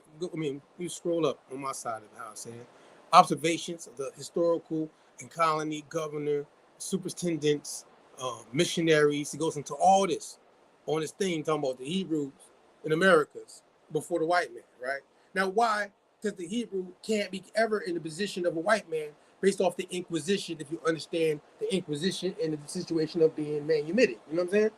They can never be in that position. They've been expelled from being in the title of what we call white at this time in the Christian, religious system. You know what I mean? That means you're a pure Christian. You know what I mean? You was a Catholic, person.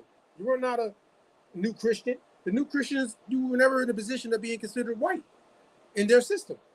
You see what I'm saying? And we ain't talking about color here when we say that. We're talking about religion at this point. They can both be dark-skinned people, but the person that's of the Catholic system and been living in that system is treating this person right here because of the laws that's being passed with the Inquisitions, the Papal Bulls, and all that stuff that took place over there before we came to the Americas. Yeah, these people right here went through that. You see what I'm saying? They was the Negro before they were the Negro. You did. You see what I'm saying? Just off of the law and their faith and their ethnicity. They went through ethnogenesis on a lot of different occasions coming out of the Syrian Empire, with that word Maranno being used from back then, to them going all the way into Spain, which is west of the Syrian Empire, and still having to go through all these different situations over this period of time. Survivors, you heard me? They're doing whatever it takes.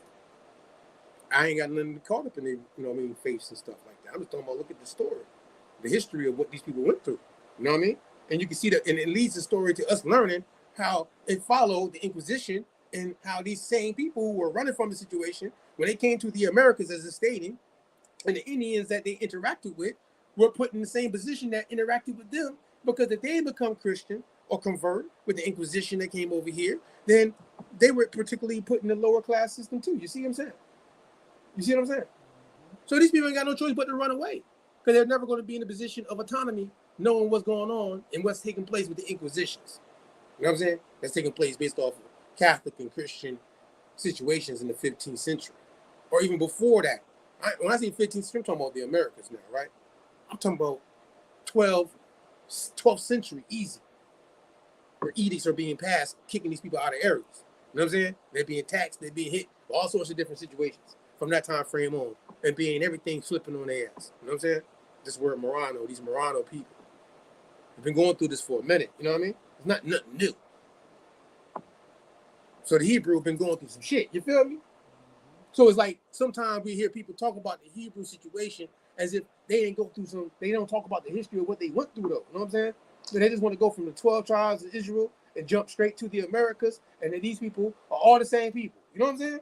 But bro, wait a second. What about all the shit they went through and how they went from the Assyrian Empire and they ended up in all these areas we would call Europe today, you know what I mean? Or what we would call the Iberian Peninsula today, or North Africa today, or West Africa today. Because these people hit all these fucking regions as well prior to them coming to the Americas. You see what I'm saying? Why ain't nobody want to talk about these Marannos that had to go through all this diaspora? They got a Maranno diaspora, you heard me? You got more proof of that than the African diaspora they be trying to push on us with the Pan-African shit. You know what I'm saying?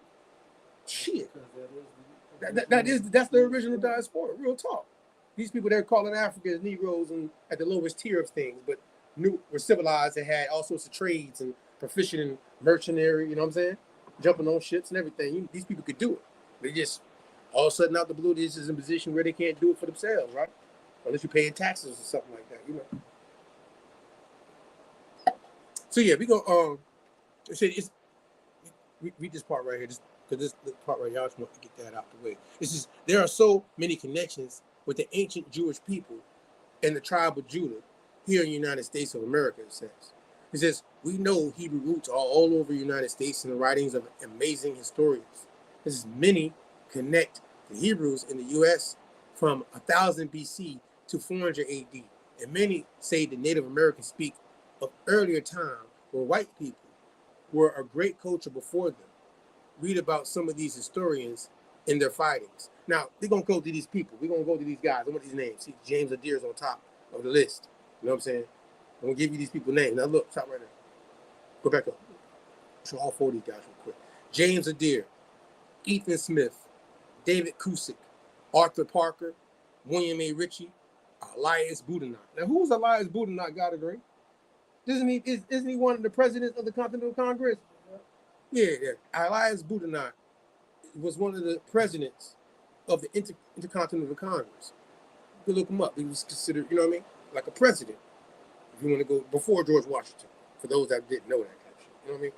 Elias Boudinot. You know what I'm saying? Now, where did these authors, because James Adair, we got him down to where he was with some indigenous woman, had children with the indigenous woman, and was moving around, the Choctaw particularly, you know what I'm saying? James Adair, you know what I'm saying? The French, he got a lot of documentation, James Adair, you know what I mean? Go check him out. I will tell you. Elias Boudinot, who became, you know what I mean?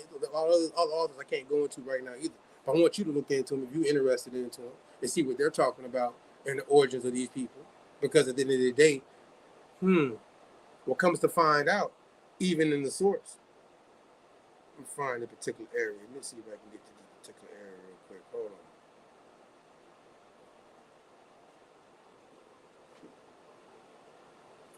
Scroll down a little bit.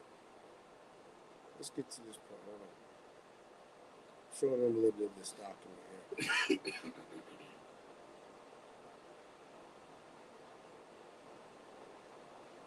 Now, all these people, there's a certain particular thing that was found in this area, Lake Superior, and they acquainted it with these indigenous folk. You know, even the Mormon situation came, they say, during this time frame of this. Now, by the way, a lot of this ain't taking place until 16th century, 1630, 1640, 1650. And when they finding these things amongst these indigenous groups of people, this is where it's leading to a diaspora being said that they got to get these people in all the lands of the earth for the Messiah to come back. This is when the things start taking place in the 16th century amongst the European colonies and their narratives of the Native American because of certain findings they found. But the funny thing is, it's like they try to skip over the fact whoever wrote the entity as if they didn't know that the Maranno came over here in the 14th century. That means 200 years easy that these people were already over here mixed in with these people. You know what I'm saying? Having children and passing their traditions down amongst the indigenous population. Just like how people know about the Christians came over here. You know what I mean?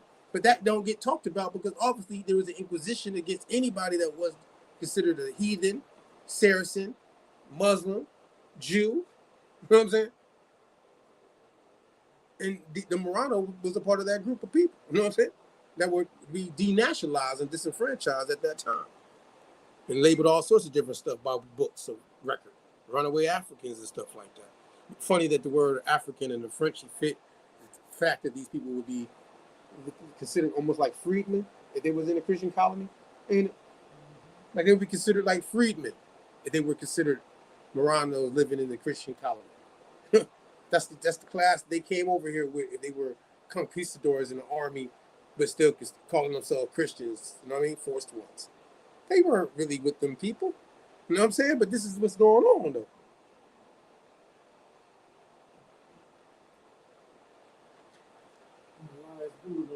Elias Boudinot.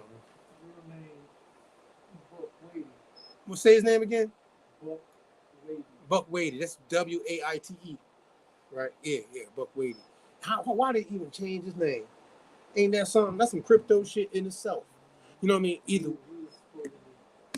writing about this shit. But, you know, the part that's interesting, this is the government officer stationed in Lake Superior at the early day before any white settlers had invaded that part of the country after becoming acquainted with a number of Indian tribes, found one tribe in possession of a copper tube tightly soldered, and when asked what it contained, they said they were not able to tell, but they had received it from their ancestors a long time ago. The officers finally prevailed upon them to let him open the article, and when he did so, he found it filled with parchment, with inscriptions that could not read, that he could not read, but sending the parchment to Washington City, where it was examined by contempt of Hebrew scholars, it was declared to be part of the 5 books of Moses. Scroll down a little bit. Here, we have another link to the chain proving the Hebrew were here many years before the white. Many came to this continent, and that the present North American Indians are their descendants. Now, that's where the mess up comes in at. See, that's the confusion. Statements like this. Because they're not their descendants, but they are, if you're going to go off of their traditions, forefather situation, then you might call them descendants. But if you're really going off of the indigenous people, these people are already who they are. You know what I'm saying? So it's almost like you're trying to absorb them and acknowledge them and not acknowledge these people that are considered indigenous to America that these people are mixing in with. You know what I mean? By saying that right there. As if these people weren't there already. You know what I mean? These people are running from Inquisition, but you're going to try to say they're their descendants that they came in contact with. You know what I mean? That's where the confusion comes in at. Now, definitely, because they did come over earlier than what they call the white man and mixed in with the indigenous population, you'll have the confusion that these people were traditionally taking on some of these people's ways of living. And there's your mixture, you know what I mean? And there's plenty of documentation showing that, actually.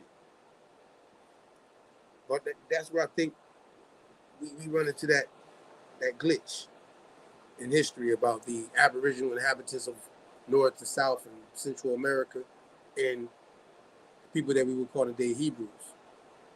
We can slide to the next one, bro, because that's really the main thing I want to point out about how these people will get, you know, this notion.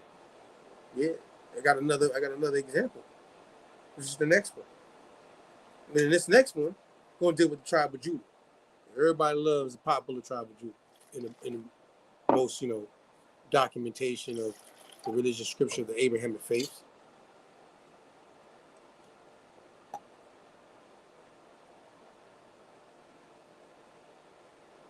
And the other day, we was in Clubhouse, and a brother, you know what I mean, brought up some things, and it came to my attention, and I was like, you know, I would listen, because I give everybody a chance to speak on their thing. Yeah, I have to. It was interesting, and I don't get offended. See, I'm not triggered by it, you feel me? But I'm going to put this information out, you know what I mean, because of the fact that it tied into the Maranno situation, you feel me? So I felt like it was the best time for me to go ahead and deal with it and keep it moving, you know what I mean? God agreed, it's like, you know, yeah, it was going to have to happen, you feel me? Because I don't dodge no smoke, you feel me? We're going to slide up. Slide up for me, man. See, Joseph, he brought up Joseph, you know what I mean? And he was talking about basically this information that you see here. And it was going into Joseph was the 11th son of Jacob, because Joseph was born in Jacob's old age. He was very fond of him and was favorite son. All the sons, going to go into all that in the torn kingdom. Joseph was known with 2 half tribes, Ephraim and Manasseh, and both of these were taken into captivity. And among the 10 tribes, they migrated to the Americas. See, this is where the situation comes in at. See, I know. You know what I mean? I know that. Scroll up to Joseph.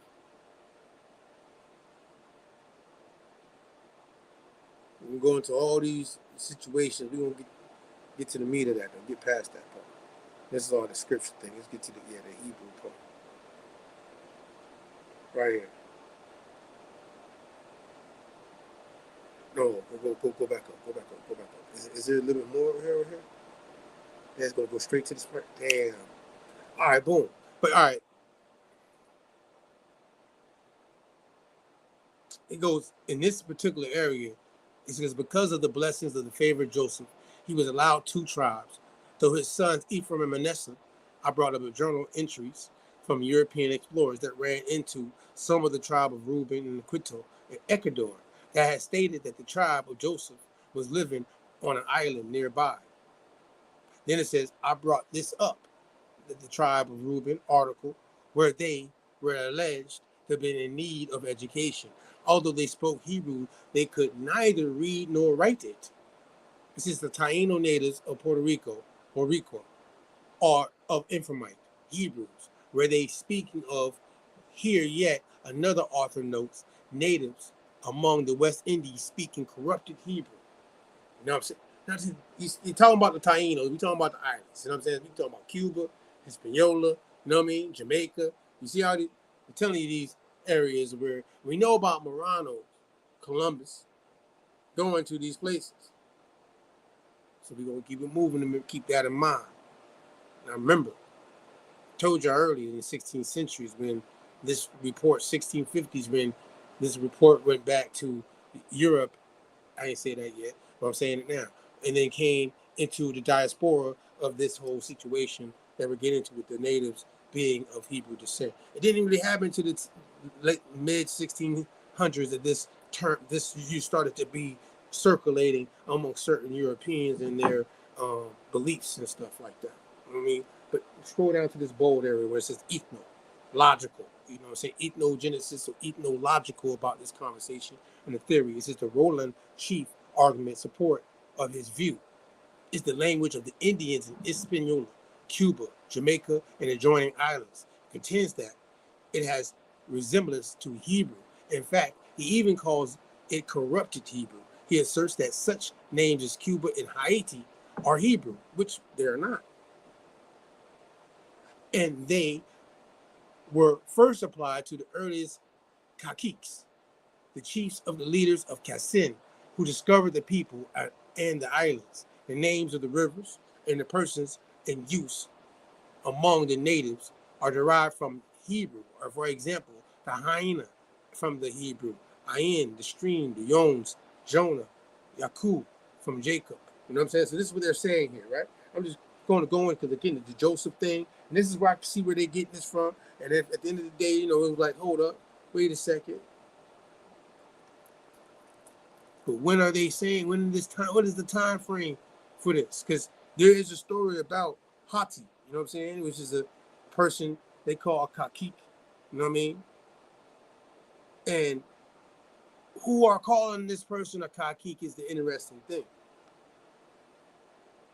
We're going to get into that in a second. So, but I want to point out that they got these Hispaniola, Cuba, and Jamaica being brought up in here. You want to scroll a little more where you show the picture. But he got some good pictures in the article. You know what I'm saying? Got some good pictures in the article. Emblem of America, showing you the indigenous woman of the Americas and how they depicted it. Luis de Torres, popular person that comes up. You know what I'm saying? They say, oh, give a little bit of him. They say a Jew who had occupied the position under the governor of Mercer and who was baptized shortly before Columbus sailed. As he understood Hebrew, Chaldea, and some Arabic, Columbus employed him as an interpreter. Alonso de Casil, who was Jewish lineage, his name derived from the Jews' land from which he came. He died in Hispaniola, May 23rd, 1503. Rodrigo Sanchez of Savoia was a relative of the treasurer, Gabriel Sanchez, and he took part in the first voyage at the particular request of Queen Isabella.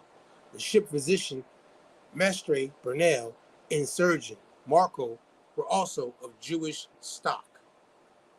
So these are the people coming across. Let you know who came with, you know what I'm saying? You see Columbus being brought up and who he got coming with him, right? These are Marannos. Feel me, by the way? Feel me? These are Marannos. All them names, all them people I just mentioned, they're Marannos. These are people coming over to Cuba, Hispaniola, and Jamaica. You know what I mean? They'll let you know. Just to put that out, though, if you didn't know. You did. There's a connection. You gonna slide up. Go to the. They got another picture here. Go to the next picture where they talk about the savage. And you see, picture, boom, picture they got here. I'm gonna go up a little bit more. You know what I'm saying? The savage de la terra, de natal. It's like saying Negro de la terra. You know what I'm saying? It's the same shit. You know what I mean? Because the savage is a Negro. If in a caste system situation, you're at the lowest. You consider the savage. And at the end of the day, you might run away. So you know we gotta come get you like property, like cattle, like a pig, run away. You know what I mean? In the wild. Wow, you know what I mean? At the end of the day, savage de la terra, de natal. It says, it's important to note consistency in the communication of these Hebrew natives among different sources.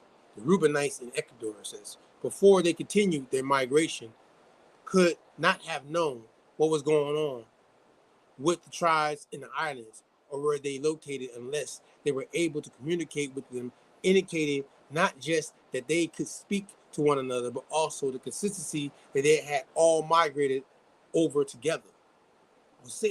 Hosea, the prophet, spoke at length about Ephraim, along with the rest of the northern tribes. Also, unfortunately, he had mainly harsh messages for them from God. And it goes into all that. And I'm trying to tell you where this source of Joseph Ephraim. There's one more picture they got that was a hot picture though, of the Aboriginal peoples that they got. Like that's a hot picture right there, ain't it? That's a hot picture, boy. Because you got these women being depicted, you know what I'm saying? These Aboriginal people. Even though they would like to say that these people were of Hebrew descent. You know what I'm saying? But see, this is the thing. These people had languages that not being in common connection with these people until after contact with these people. Because we already let you know that these people have been coming over and mixing in from early in the 14th century. There's one more picture I want to go to. Can you go to the next picture real quick in this joint? Because the person got some hot joints. The pictures that people can read these words.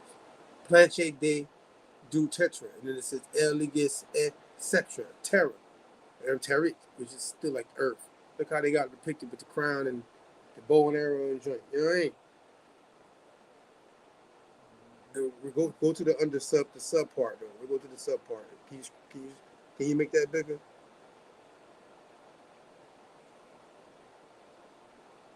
All right.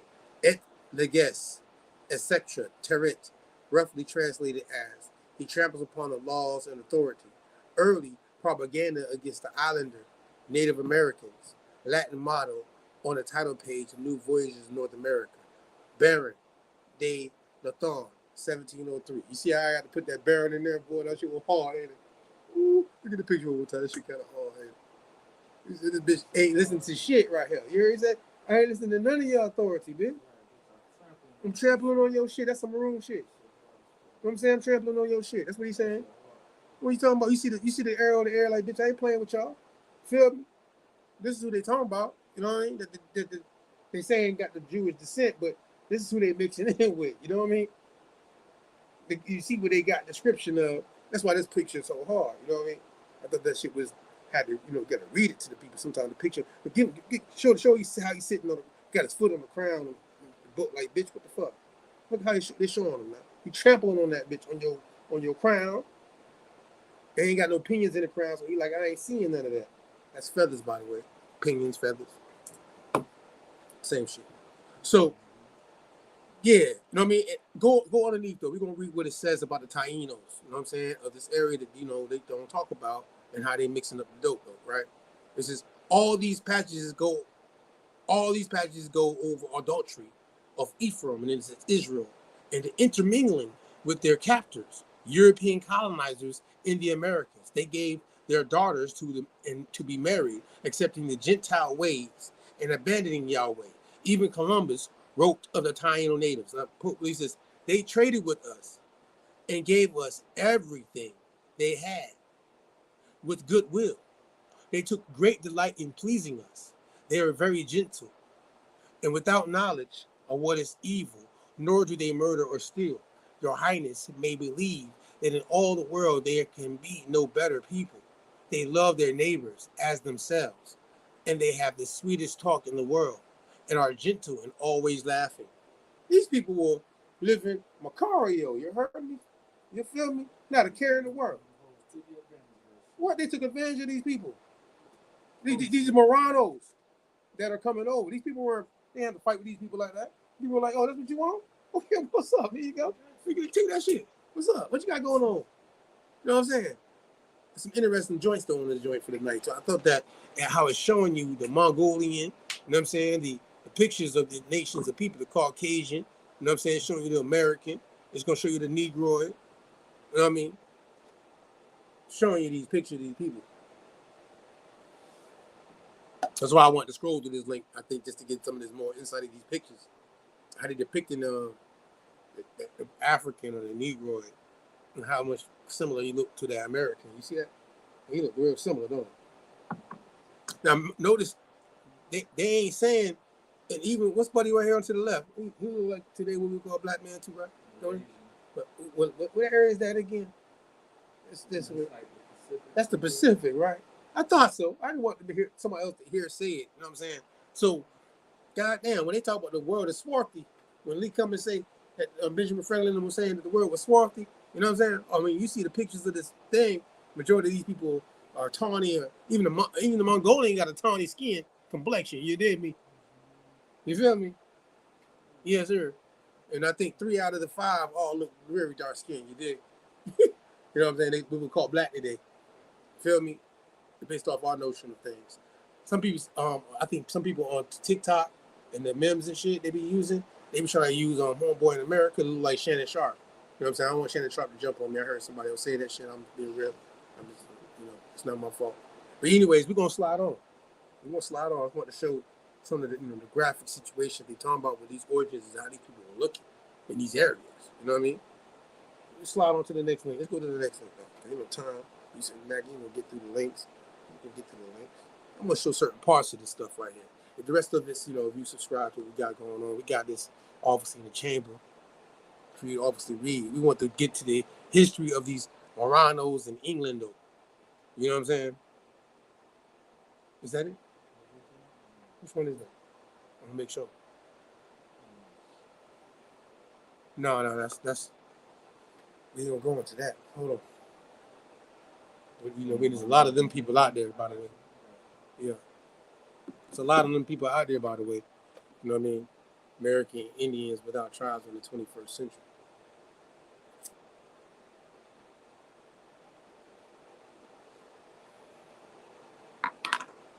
But I want to make sure I touch on some of these folks to make sure everything come across now. So the history of the Marannos in England. I already had told you about in Scotland with Jewish, as they talk about it, they're talking about the Marannos. And it gave you the breakdown in that book that, these folk and how this word originally goes back to. We're going to touch on some people, though, in this particular during the arrival of the Marannos in this England situation. It's a quick little context. And we're going to give up this dude, Cromwell. You know what I'm saying? Cromwell, some people like him, some people love him. I guess which side you on. I ain't like him. It says, toward the middle of the 17th century, a considerable number of Maranno merchants settled in London and formed their secret congregation, at the head of which Antonio Fernandez Carvajal. They conducted a large business with the Levant, East, and West Indies, Canary Islands, and Brazil, and above all the Netherlands, Spain, and Portugal. They formed an important link in the network of trade spread, especially throughout the Spanish and Portuguese world, by Marannos of secret Jews, or secret Jews. Sea commerce, and we can go into that later, but their position enabled them to give Cromwell and his secretary, John Thurlow, important information as to the plans of both Charles Stuart. See, they probably talk about the Stuarts in the conscious community. You know what I mean? The Stuarts, right? They popular, right? And I'm Stuart, boy. They got that Stuart any kind of way spelled. They be like, I got that Stuart in my line. Feel me? But at the same time, they literally let you know about this dude, Charles, what's going on with Charles Stuart in Holland, and the Spaniards in the New World. So this is who playing both sides. You see what I'm saying? The new Christian. You see me? He playing both sides, and he telling on everybody. See what I'm saying? That particular group, you know what I mean? A Maranno. They're like, look, man, shit. The Spaniards over there in America, they doing this. You feel me? And boy, let me tell you, Charles Stuart and them, they over there You know what I'm saying? I've been, yeah, with them Indians, yeah, they over there, yeah. What you gonna do? Cromwell like, man, hold on now. Wait a second. This is outlay they passed as Spaniards and Catholics, but they held prayer meetings at the Cree Church Lane and became known to the government as Jews by faith. You see what I'm saying? They give you the church and everything where they got caught at, you know what I'm saying? Where they be doing their congregations and shit, even though they are moving in a certain manner in the public. They let you know, see what I'm saying? Then they tell you that the Cree Church Lane in lately 1701, the Beavis Mark Synagogue in 1701 became the first Jewish religious places since the Edict of Expulsion of 1290. I already told you, you know what I mean? They already were having problems in the early 12th century. But this Edict of Expulsion of these particular Jews who became called Marannos was in 1290. This is 200 years before 1492, or most people talk about. You feel me? These people were having issues in Europe from early 1200s. They got kicked out of Europe in the early, going into the 13th century. This is way before 1492.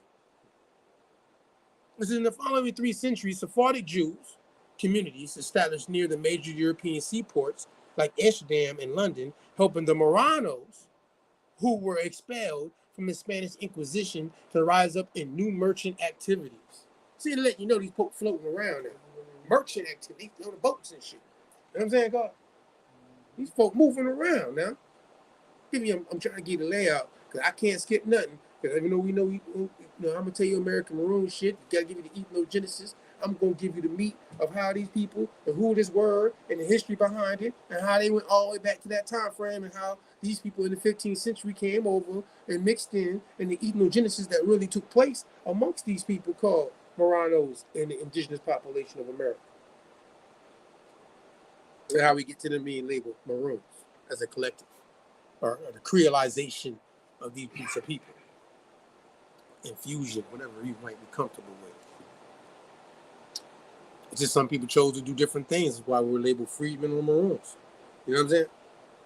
Genealogy, your genealogy. It's just what you chose to do with it at that point, right? Because at the end of the day, when your genealogy kick in and you're dealing with the Inquisition, you're like, all right, look, I'm going to go ahead and take the job, or I'm going to go ahead and run with my dogs over there. We're going to slide. We're going to, you know what I mean? We're going to try to do our own thing. We're going to figure this shit out. You know what I'm saying? That's what's coming down to it. You know what I mean? Let me go to the next link, though. I just wanted to get that part out because people think that we capping when we talk about these people and what they got going on. We make sure I cover the whole thing in the most casual way possible. You know what I'm saying? Let me shout out to everybody in the chat that's tapping in with us tonight for this American Maroon discussion. Because, the Hebrew confusion is really because people don't know enough about these Marannos. You know what I mean? That's my remedy for most of the Hebrew Indian discussion is the Maranno. You learn about the Maranno, then you have a lot more clarity of how these people have been coming over to the Americas, labeled in this position easily from, say, 13th century, some of them. You know what I mean? Trade and shit, jumping on boats. These people were moving. Been moving. You see what I'm saying? Yes, sir. Yes, sir. I'm going to give you some sources back up all these things now. I'm just, like I said, I got to keep the timeline together, try to keep the sources right, so y'all don't think I'm capping over here. Get my head clean.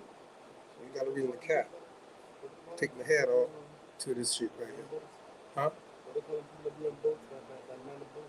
Mariners, like Grand Marnier. Yeah, Mariners, Marines. Sounds like Maranno. Yeah. Nobles that were controlling boats and positions of power. Yeah, manning, yeah. All that goes with that too. So, Sepharadism and Maranism in the Native American fiction are quintessential. Man, listen, I'm glad that your computer pulled this up the way it did. He's going to talk about Columbus. Go, move up. Right here. Let's get this part right. It's coming from the voyage and stuff. It's just, so then, after having expelled all the Jews from all of your kingdoms and domains in the same month of January, your highness commanded me to take sufficient ships and sail to the said regions of India. And in consideration, you granted me great favors and honored me thenceforth with the title of Don. That's like the title of Moran. It's like the leader. You know what I'm saying? It's just in the rank of admiral of the ocean sea. You just brought up, like, you know what I'm saying? This is a title position. You run in the sea, the admiral of the ocean sea. And it says viceroy, that's another title position. You know what I'm saying? And governor, that's another title position. In the perpetuity, of all the islands and mainland that I should discover and take possession of. He's letting you know, look, man, you're gonna make a deal with me, I'm riding. You know what I'm saying? But if I go find these things, you know what I mean, you're gonna make me in a position of power and nobility in these areas that I find. You feel me? I'm gonna be the authority in these areas that I find. This is what's going on. Christopher Columbus' journal of the first voyage in 1492. This is what this man was asking for in his voyage. He was like, look, anything I come across, you know what I'm saying? This is what I want. Now, then this is Columbus in the next paragraph. Columbus, the Maranno, in search of an internal haven, led it 5 centuries later in hundreds of historical studies that a Maranno would be celebrated as the discoverer of this nation. In the words of President Ronald Reagan, the inventor of the American dream. So look, the whole American dream is connected to the word Maranno. Because these people were dreaming of getting away from Inquisition and living in a land where they can live their lifestyle. You see what I'm saying? I wonder why they don't talk about the Maranno and his American dream of wanting to be in his traditions and live amongst people and not have to be bothered with the Catholic Christian Inquisition.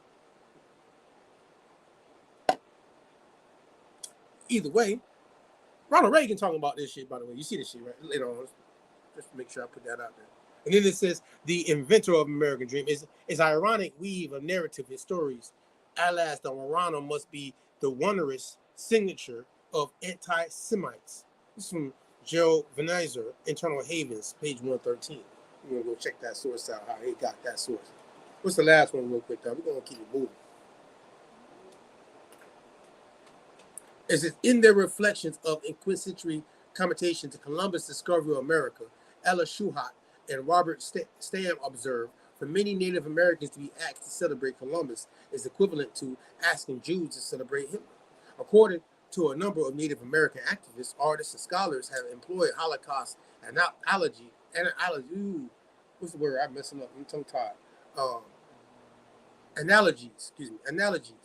to advance their critiques of the Columbus myth. Contributors to the Submolic show, Columbus Woes in 1992 exhibit that explored Native American response to quintessentially refers to the catalog to the Hitlerian facts, the Columbus Holocaust, an occurred statement. So they let you know that they got this idea that it's like, yo, the Native Americans are like, yo, this dude Columbus, you know what I'm saying, who's a Maranno, is the cause of our problem. We shouldn't be like, you know what I mean? Like, he brought this shit to us. He brought these Europeans over here. Why are y'all celebrating this man? He the one that brought these people over here making deals and shit. You know what I'm saying? Now, either way, they let you know that this is a different view from it. Not everything everybody agrees, obviously. You know what I'm saying? Some people were in enmity, but that don't mean everybody else was. You know what I mean? But the Hebrew and the Indian situation had a connection from early 15th century, 14th century. And certain people, obviously, who mixed with these people, obviously took traditions like how they took Christian traditions and started speaking the language. You know what I'm saying? The forefathers were traders and merchants that were coming over and mixing in. You know what I mean? The Ladino. That Ladino, that Pardo, that's that mixture. You know what I'm saying? So that when we go into this conversation, though, as I obviously I want to make sure Just Org, man, they always be having some good shit. You know what I mean? They always, Just Org. Stay with some good shit, y'all. Anybody that's looking for sources, Just Org got good food on it. It's real talk. And I wanted that just for that. We can go to the next source. We're gonna slide, keep it moving. On presentation of this Ethnogenesis conversation tonight of the American Maroon and the origin of the word. See, I'm covering the origin of the word and also the confusion at the same time. But there's a connection that the Aboriginal and Hebrew have. Yes, sir. Yeah, Tayo, bring him up. Yes, sir. Bring him up. Cuba. No. You're wrong. I apologize. This is the Caramel Indians of Ohio Archive. That's the one I want. I'm going to get some indigenous understanding of this conversation here. We brought the Melungeons up earlier. You know what I'm saying? We brought up groups that you would only hear about in the Americas. You know what I mean? That would have this influence of this Maranno connection. Some people might in history find them only saying Portuguese. You know what I'm saying? Amongst the native and white biracial, triracial mixtures of the Melungeon population in the Appalachian Mountains. But we're going to deal with it from the standpoint that we know that the Melungeon, you know what I'm saying, literally, that Portuguese is that Maranno. You know what I mean? We're going to point that out. I'm going to point that out through every narrative of this conversation tonight. You know what I mean? Now, in this particular joint, Barbados, I'm going to give a shout out to somebody I met on Clubhouse by the name of LC, and he talked about the Barbados and how they were already mixed before they came into the Americas. One of the prominent people that came out of the Barbados that doesn't get really talked about is Prince Hall. You know what I mean? Prince Hall, the actual person they call Prince Hall, came out of the Barbados. You know what I'm saying?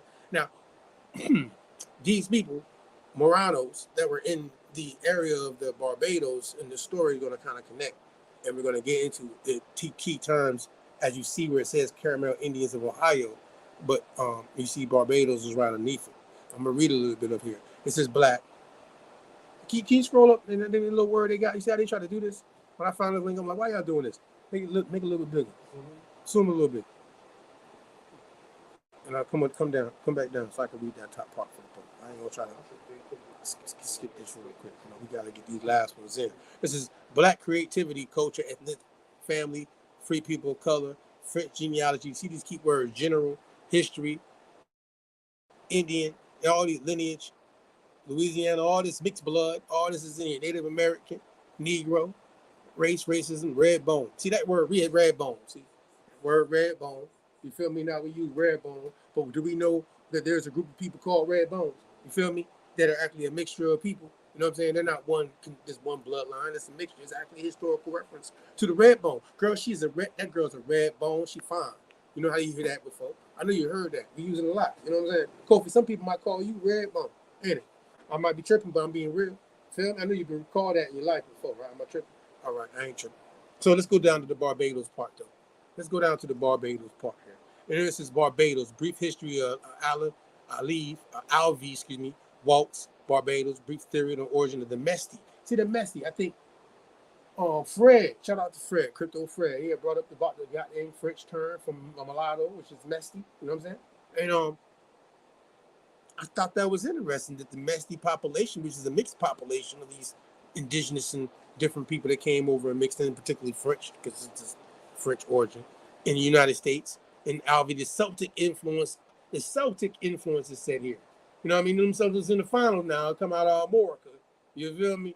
You see how they talking about the Celtic influence on the Mexican communities in the United States. Social status of North America in the past was very much based on economic and racial caste. You know what I'm saying? You see how I'm saying that? You see it? Who do you scroll up? Hold on, scroll up. Get some more meat off the bone, and you might have to go over.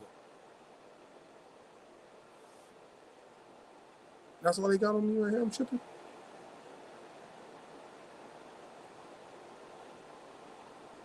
Got these slave records.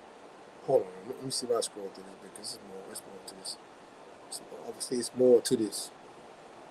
I ain't pull it up for no reason, just for that little piece right now. All right, you can go back over. It's gonna be little known. Go back underneath that, yeah, because I ain't even getting that on my joint. It's interesting. Because after I read that part, the words is Celtic influence on the Mesti, it's that piece I want right there. Go down. Why is it doing that? All right, well, damn. On this link, it says, social status in North America is the past, was very much based on the economic and racial caste system. Little known to the most Anglo-Americans today is that during the early 16th to 17th centuries, that the Irish, Scottish, and the British of Celtic ancestry were regarded as inferior to more prominent Saxon British.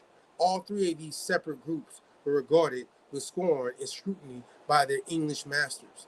Ireland, Scotland, Wales, and even Cornwall and Devonshire of southwest England have longed to be free from the English or the Eastern England. William Wallace and Robert the Bruce of Scotland led several Scottish revolts against the English. Later, Oliver Cromwell, see this book come back up again, you know what I'm saying, defeated both the Irish and the Scottish, making several of them prisoners. In 1650, see, I brought up 1650 because this is where certain things also started taking place, right? With certain things being called out with this narrative that people get confused about. And it says in 1650 and 1651, Cromwell invaded Scotland and defeated the Scottish.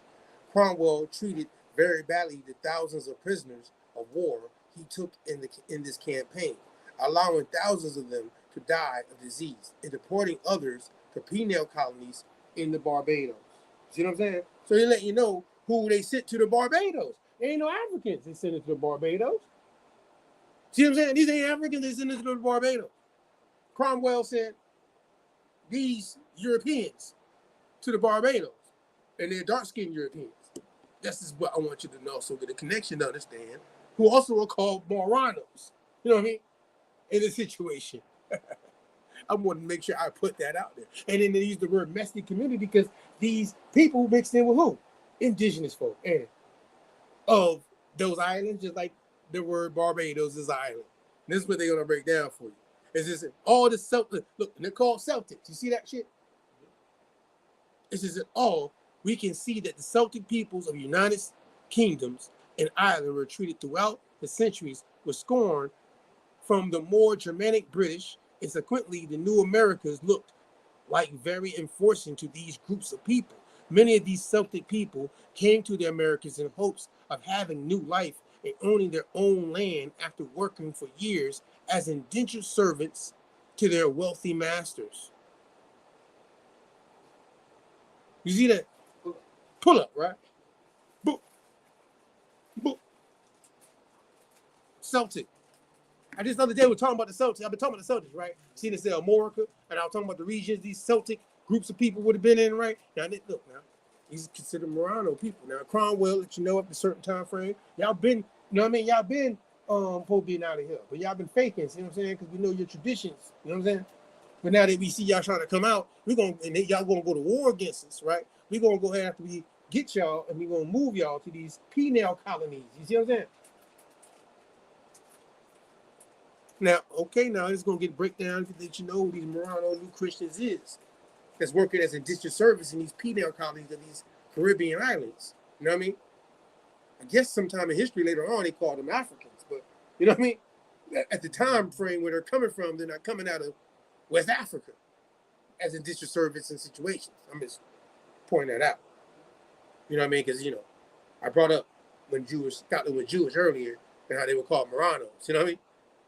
I'm connecting the dots for a reason. You know, just make sure y'all keeping up with this conversation we having tonight about the ethnogenesis of this word Maroon and the Marannos and the groups of people that came over and mixed in with the indigenous groups of people that they call African runaways, though. You know what I mean? Now, we know they ain't African runaways. We can tell you that. But at the same time, we want you to know for yourself. You can go find the resources to look at it yourself and see these things, right? We're going to go to the next source, though. We got to keep it moving. I got plenty of sources here, so I got to keep it moving. I can't just stay on one, because see, if I stay on one, then you think I'm being biased. I'm going to use a couple different sources, so you know that. You know, I'm thoroughly read through to give you these sources to put them in line for you to see something. It's a lot more meat on that Caramel Indians of Ohio archives, you know what I mean? But I wanted to make sure I pointed out that part, that they know who these people who are coming over and now in this group of people called Red Bones and Melungeons, you know what I mean? They're not called Africans, though. Where is the misconnection taking place where they started labeling these people this? Where they know exactly what their nationalities and colonies they're coming from at this time of their migration. Let's go to the discovery of the Jewish Indians in South America. So I'm going back and forth. I want to hit y'all with different realms of this, because I'm not just going to be biased. You feel me? I'm hitting all the areas, even with the Americas. Because, you know, there's a lot of people that marooned to the islands and the places today that we call the Americas. The Antilles and islands and the mainland, South, North, and Central, and Canada being included. And there was an Aboriginal inhabitants that these people came in contact with. But I guess they wouldn't be labeled Europeans because, see, they're not a new Christian. They're not able to be in that position. You see what I'm saying? scroll over a little bit this way. Thank you, sir. Thank you, sir. Thank you, sir. In the Revelation of 1644, so I've been giving y'all this 16th century thing. This is for a time frame for a reason, right? It's just that the South American Indians prayed in Hebrew was astonishing. The news was brought to the Jews of Amsterdam in September 1644 by a Portuguese Maranno trader from New Granada. New Granada. You know what? The Granada that fell in 1492. This is the news. You know what I'm saying? So just don't get that confused, by the way. You know what I'm saying? Now, it says, he described the secret meeting with the indigenous people in a remote location at the river in the mountains, at which the natives recited the first line of the Shema. His conclusion was that the indigenous people there must be Jews. That's what he said. He said they got to be Jews. Now, what time frame is this? 16th century, right? It's not 15th century. This is later on. And he's a Maranno himself. Now, scroll up now. Who's reporting this back, talking about these indigenous folk. Huh? 1644? 1644? It's considered what? See, I'd be messing up. I'm glad y'all helped mess even further back. See what I'm saying? But that's messing up on our time frame because we know 1644 ain't 1492. You know what I mean? So most people, when they think about 1492, they think of going into 1500s. You know what I mean? And then 15th century. You feel me? So I know I be messing that up. I apologize to our audience. Thank you. Got a great seat for correcting me. I ain't always right. I be messing up the timelines, shit like that. Especially when it comes to centuries. They try to jumble shit in. You know what I mean? But still, 1644 to be exact. You know what I mean? I ain't going front. Now, as it said here, I gotta keep that in mind. It says the Portuguese Maranno trader, and it goes into. I read that part, and then it says the report was taken perfectly seriously. And then this guy right here is the person that I want to bring up out of this situation. Manessa Ben Israel. See, this key person right here. You know what I'm saying? Who is reading this report? It's how Elias Buno and a lot of other people later on started, you know what I mean, getting this information. And he's one of the key people you want to mic for everybody that has this Indian Hebrew confusion. You know what I mean? I'm going to tell you to point him out and go check him out in your own time. You know what I mean? I'm wanting to point him out for a reason. So you interested, you go research this man, and you can find out how he is a key link to later on people like Elias Boudinot in the Continental Congress and certain James Adair and other people who came after this time frame would take this key person from him getting the report from that Maranno coming out of South America, giving his report back about these certain indigenous groups, people reciting the Shema. See, this is where the confusion can come in at. But this is why people need to know this. This is the root to everything we're talking about. All right?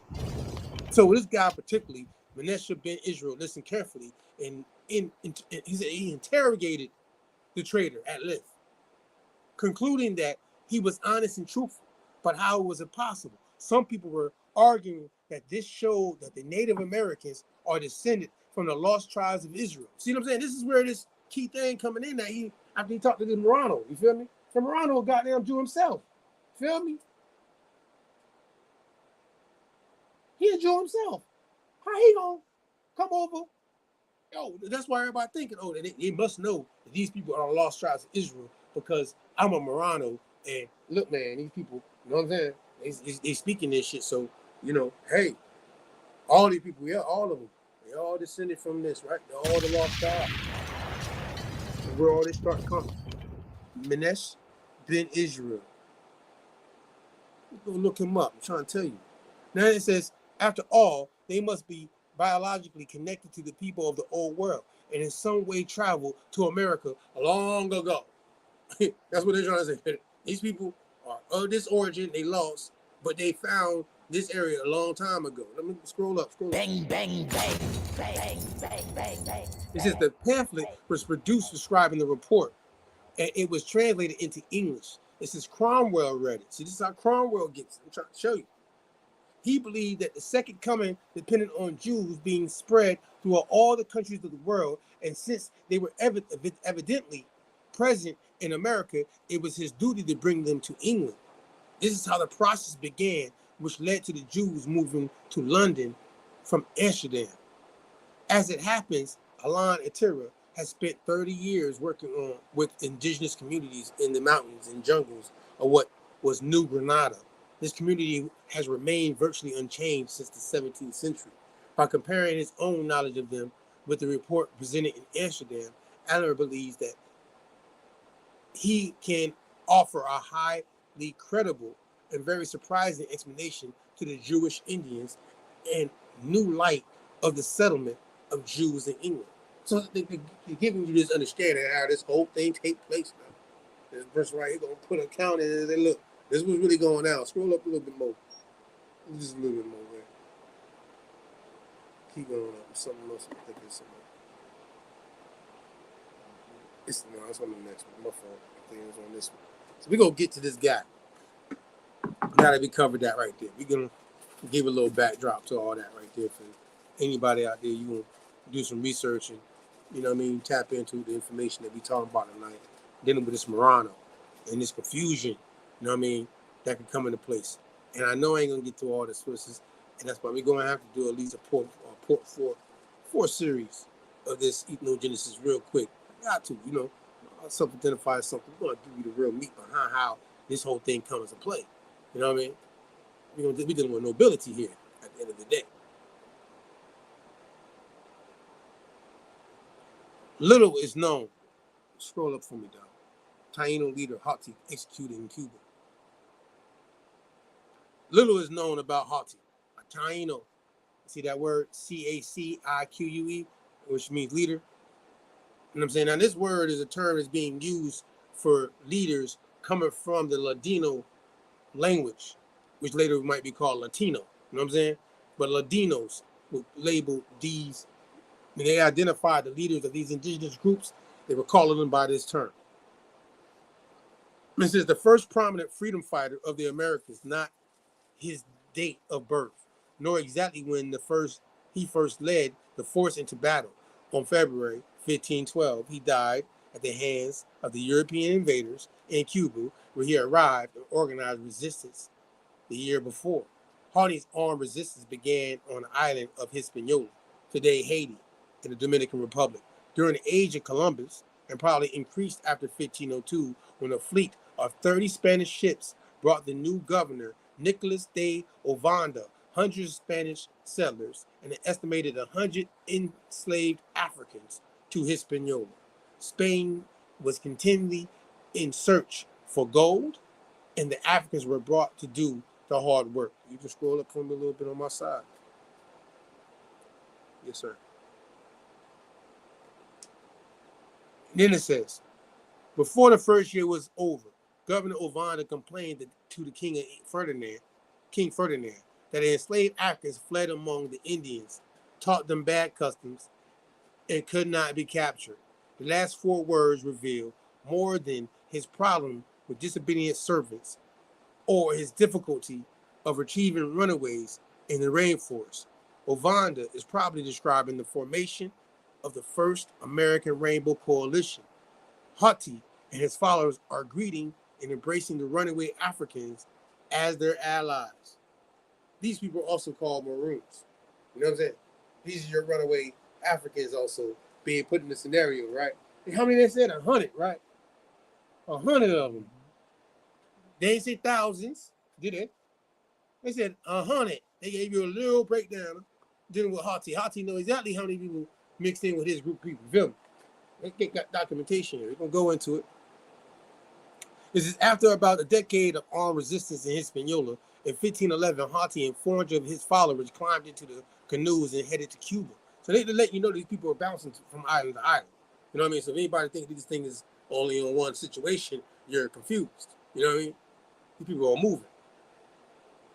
Now it's telling you, his plan was to mobilize his fellow Caribbean islanders against the bearded intruders and their lust for gold and slavery, misery, and death it brought. In Cuba, where Hatuey's clear message was recorded by the Dominican priest Bartolome de la Casa. You can move up. Cool. Yes, sir. Yes, sir. Right there. Fight and kill and usurp the land and makes us slaves. For gold, slaves, and land, they fought and killed. For these were to persecute us, and it was why they have thrown them into the sea. You know, they had to throw these people in the sea. You know, we ain't playing with these folks. You know what I'm saying? Hatuey's forces had no sooner begun to mobilize Cubans, well-then-armed Spaniards under Diego Vasquez led it in Cuba. Once Hernan Cortez, who had conquered Mexico, Hatuey's strategy to attack guerrilla fashion and then disperse to the hills and regroup for the next attack, kept the Spaniards pinned down and afraid at their fort of Pacua for at least 3 months. You know how these people moving in this area. But Hatuey need to be brought up. You know what I'm saying? He will be later captured and killed. You know what I'm saying? This is finally the Spanish offensively overwhelmed the Hatuey and his troops on February 2nd, 1512. Hatuey was led out of public execution.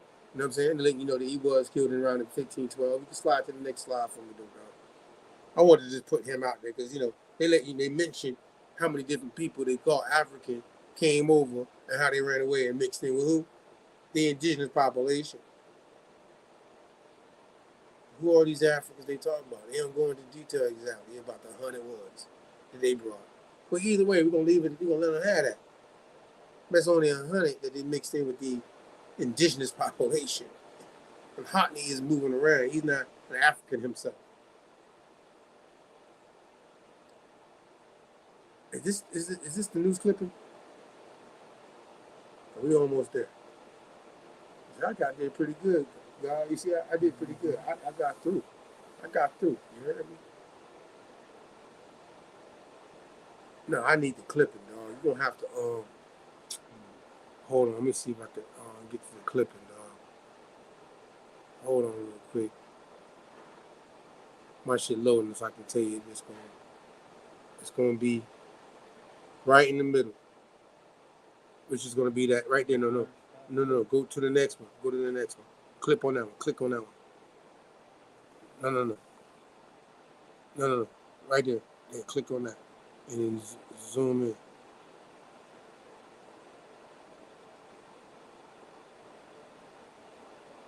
Now go up. Go up. Can you go up? You want to let you scroll up?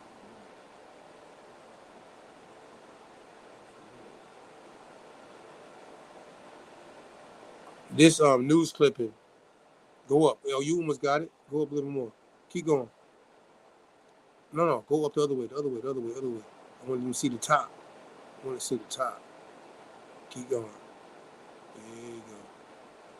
There you go. Keep going. All right, there it is. Boom. So it says, Jamaica, the oldest Jewish community, dates back to the Marannos of Columbus crews. This is a clip in the newspaper, you know what I mean? It's going, you know what I mean, Dan scrolled out.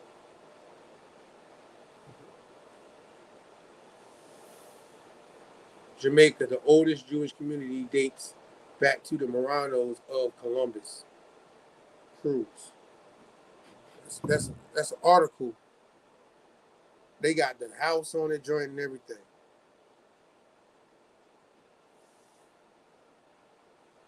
I was hoping, read from it, but I'm going to have to just scroll it my way. It's giving you a hard time. It's giving you a hard time, man. All right, particularly on this newspaper clipping, they ain't gonna let you get it. It's tripping. Marannos again accompanied Columbus on his second voyage in 1494 when he made his first landing in Jamaica, and again in 1503 when he returned there and aging, disappointed man who had failed in his mission of finding new western passage to India, and whose backing in the royal Spanish court was rapidly diminishing. Columbus died only a few years later, and the Valladolid in Spain and his brother Diego Columbus, who succeeded him as admiral of the Andes, founded the first permanent Jamaican township, New Seville, in 1510. Let you know that these Marannos, so they were in South America, they were in Hispaniola, they were in Cuba, they were in Haiti, and they were in Jamaica. I mean, this is early 15th century now. This is early 15th century, way before 1644, and how they get reports about how Indians in South America were speaking Hebrew. You know what I mean? Because obviously these people were speaking Hebrew in the 15th century when they came over, right? Or Aramaic, or Chaldean, or whatever combination, or the Celtics, right? We brought up the Wales, and you know what I mean? These people are the people that's coming over here. You know what I mean? Even in the 16th century, they let you know the more people they're sending over and where they're coming from, they're getting labeled Maranno still. All the way into this time frame. From 1400s, 1200s, centuries I'd be fucking up, right? And then we get into, I'm going in particular, 1290 edict, and then we got 1492 to hear about that expulsion. Then 1497, there's another expulsion out of Portugal. Then obviously we get to the 1500s. These are the people that's coming over. And then later on, you're going to get that in the 1600s. You're going to get these people who also expelled after they fought against Cromwell and them, and they were sent over. You know what I'm saying? These are waves of these people. They're all still getting called, labeled a certain thing. These Marannos. Slide to my last one, though. I think I got through. Because I mean, I ain't want to go too hard. Cause see, my timing about right. Huh? My timing about right. Yeah, I just wanted to make sure I put that there.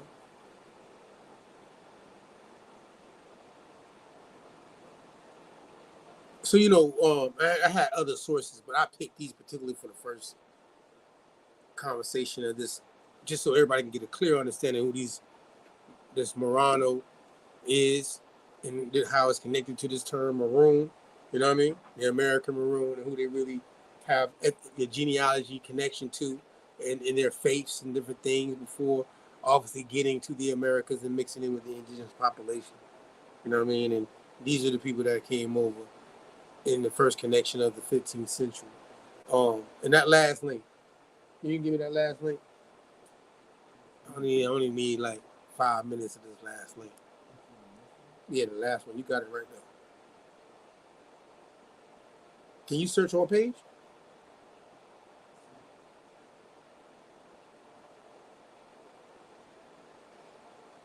Let's see if we can find this word, man.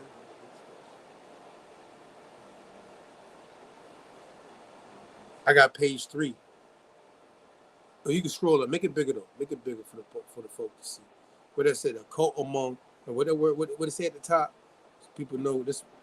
Well, this source right here got so much dope in it. Let me tell you something. Now, cult among the Aborigine of South America. Some remarks on race, coloniality, and in the West, in the study of esotericism. Because you can't get into certain things until you know that these people were influenced by a certain situation. This article talks about the mixture of these different people and these certain people that are writing books, and how they show that their influence came from these same people called Marannos, and how they literally had this influence.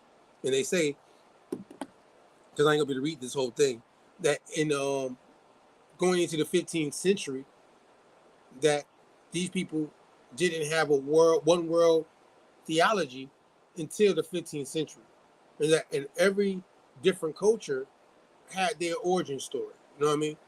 Before the 15th century. You know what I mean? So obviously, anybody that's thinking that the Hebrews and the Indians shared origin stories is not understanding the Indian or indigenous groups of people here in America's origin stories of the different tribal people. You know what I mean? Because they surely don't line up with these people until after the 15th century. You know what I mean? Because of the mixtures that takes place between the Maranno and the Aboriginal. You know what I'm saying? It's where that mixture and then their cultures infusion, creolizations is terms like they use, you know what I mean, of how now some of them obviously were influenced by their European folk, what we would call, Marannos and Christians. Go to page 3 of this joint. I just want to point out, I'm gonna leave them on this one.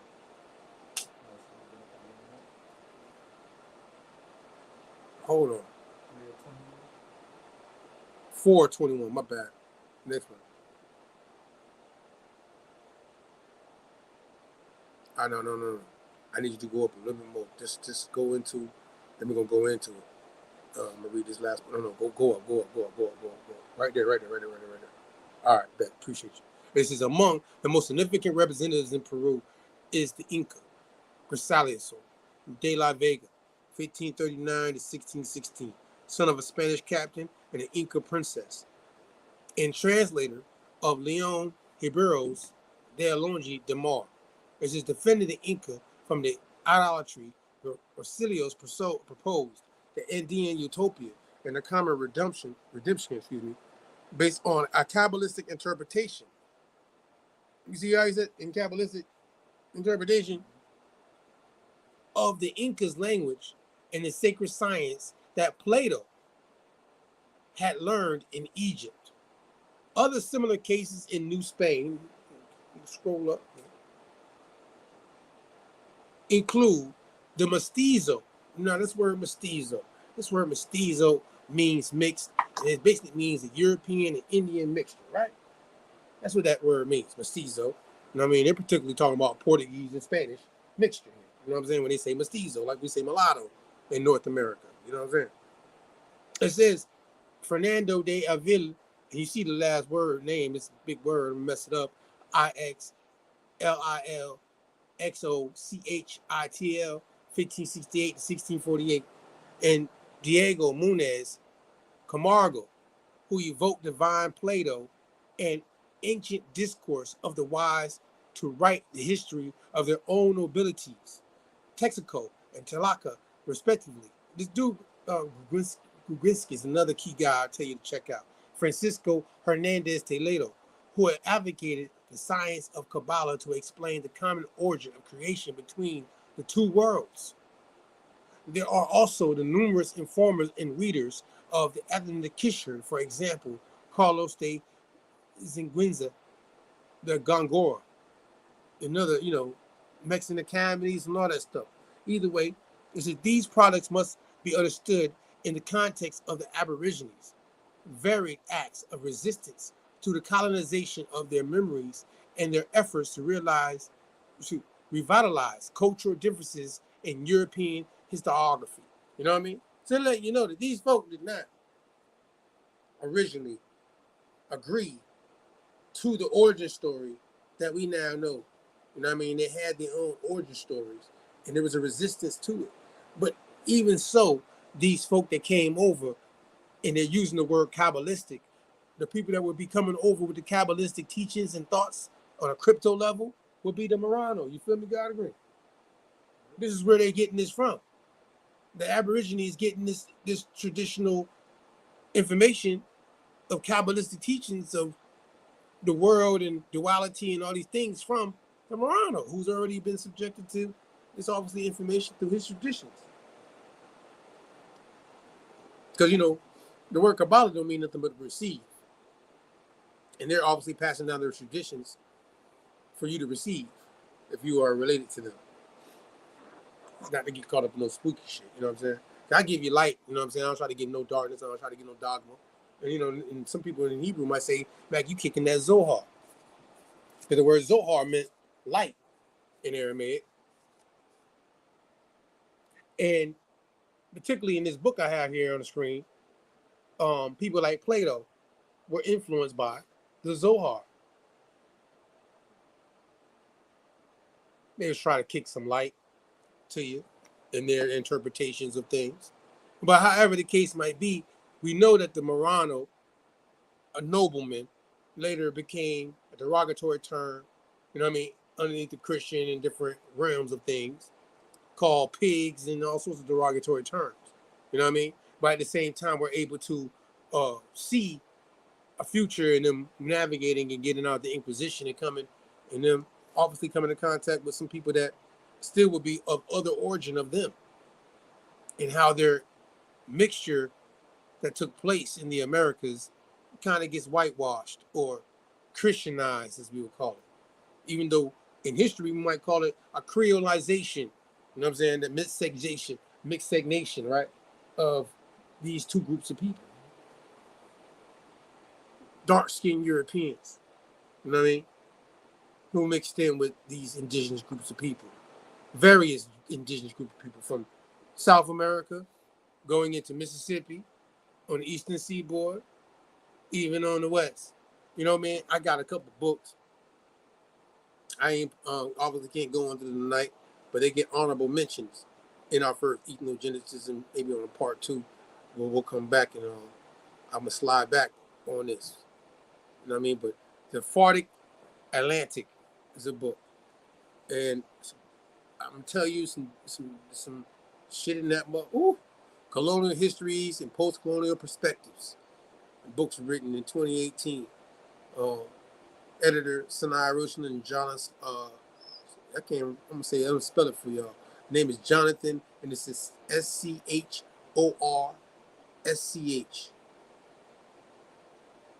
I will tell you to check out that book. Google that. The Sephardic Atlantic. We'll talk about the Marannos. And then another book, real quick, that I got for y'all tonight. To go check out about what we're talking about. Just keep y'all on your toes. Is Marannos on the Marags, Secret Jews, and the Penites. That's going to deal with Southwest America and Mexico and how those Marannos had an influence on that group of indigenous people. You know what I'm saying? I got so much books that they got on these Marannos, but we ain't been told about these Marannos and how, again, as I subscribe to being American Maroon, this word Maroon goes back to the influence of people called Marannos. You feel me? Now, I know my genealogy with the indigenous side and that European side, but at the end of the day, this particular mixture is my favorite. You know what I'm saying? Because of the fact that it stands for autonomy. They found a way to set up a system and create through their unique mixtures of things in their time frame, like we should today, to take the systems that work for us and become autonomous with it. You dig? You feel me? That's really the main purpose behind the conversation. We even have one about the American Maroon, who we, as the Autonomous Party, subscribe as a collective, and everybody know their genealogy, and they let them do their thizzle. But autonomy is the goal of our collective, and the Maroon is definitely about autonomy. In modern day time, we ain't doing what our ancestors might have did. That might have been labeled or subscribed in this situation or fashion, but as we go through the ethnogenesis of this, and I'm just really wanting to make sure I layer this out, so that when y'all get this information, you can go do your research on it, Mr. and Mrs., right? Mr. and Mrs., which goes back to that term Maranno. Remember I said that earlier, right? I broke that down. In Aramaic, that's the language. Mary Maran, Amora. Yeah. We're going to get into this. We're going to get into this situation a little bit more. But next week, we do have Tavis Sanders tapping in with us. Indigenous law conversation and certain things. And then Lee Cummins, we working on this last date, trying to make sure everything right, but we're going to get to the part 2 of that, part 7. So, you know what I mean? We trying to give you both sides, the duality, as I said earlier. You did. Blaze, you can get us out of here with a couple songs. We appreciate y'all tonight. I got through the whole scroll, though. I'm glad I ain't add nothing else to it. You see me? I'm glad I ain't nothing else to it, because, I couldn't even read through all the sources we had right there in detail. Shut up the Clubhouse, though, because that inspired me to kind of touch on this right here tonight in the time frame that I was like, you know what? It's that time making decisions what we going to drop. We got the era of the trust coming, by the way. You hear that, Cole? The era of the trust in the summer. Yeah, the era of the trust. We're going to drop that soon. Some guests going to be a part of that era conversation. Era of the trust. And we're going to also touch on the indoctrination of the American Indian this summer. You know what I'm saying? We do it on Clubhouse coming up this Wednesday, but we're going to drop some information on that. Because as we just broke down, the Maranno came over, he had an indoctrination amongst the indigenous people. The Christian had one, right? The Quakers had one indoctrination, right? I mean, all these, the Calvinists, right? The Moravians, right? How many different groups of colonies and missionaries that mixed in from the Abrahamic faiths indoctrinated these groups of people? You know what I'm saying? It's so various that it's crazy. Of why we would think today, some of the things that we think of what happened, what they call in the old world, because it's where they were coming from, and how they came to the Americas and influenced the indigenous people in what they call the New World, and actually implemented their towns and these different names we're hearing, Bethlehem, and New Granada, New Spain, New Netherland. I mean, you hear all these new terms that you think and you hear people talk about today saying it's from here. But no, it's obviously from these people that came here and mixed over and migrated over and put their influence on the people and started putting their names on these places. I keep it 100 as a Maroon today. That's what we understand it to be, right? Ain't it? My line, I'm flying. My pens ain't floating away though. I'm cross over. Tap in with us. I just want to call you, you heard? American Maroons all day. You know what I'm saying? This is what we doing. Shout out to the indigenous folk that's tapped in with us. You know what I mean? Dealing with the indigenous laws of the land, ties us to the land. Other place we call America today, Turtle Island. We did popularly known. Some of the indigenous group got other names as well. See, we ain't biased. But we know we've been marooned in our own land. And we got to, be autonomous in knowing that we've been marooned in the land that we're tied to, not only just being born here, but literally First Nation people that we're tied to.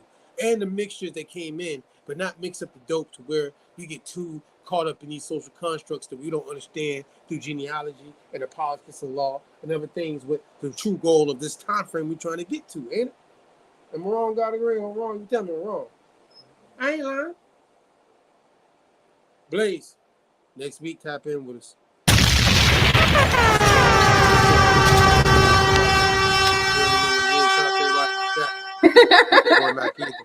Yeah, you listening to Super Blaze. Let's go.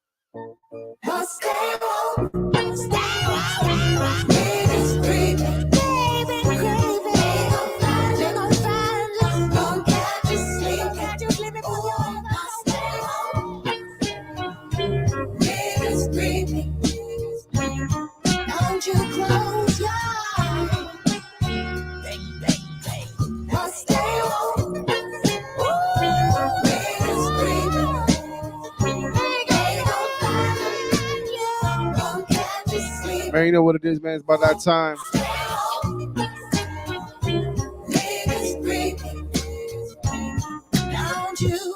Till next week, same time, same place. Peace. We out of here.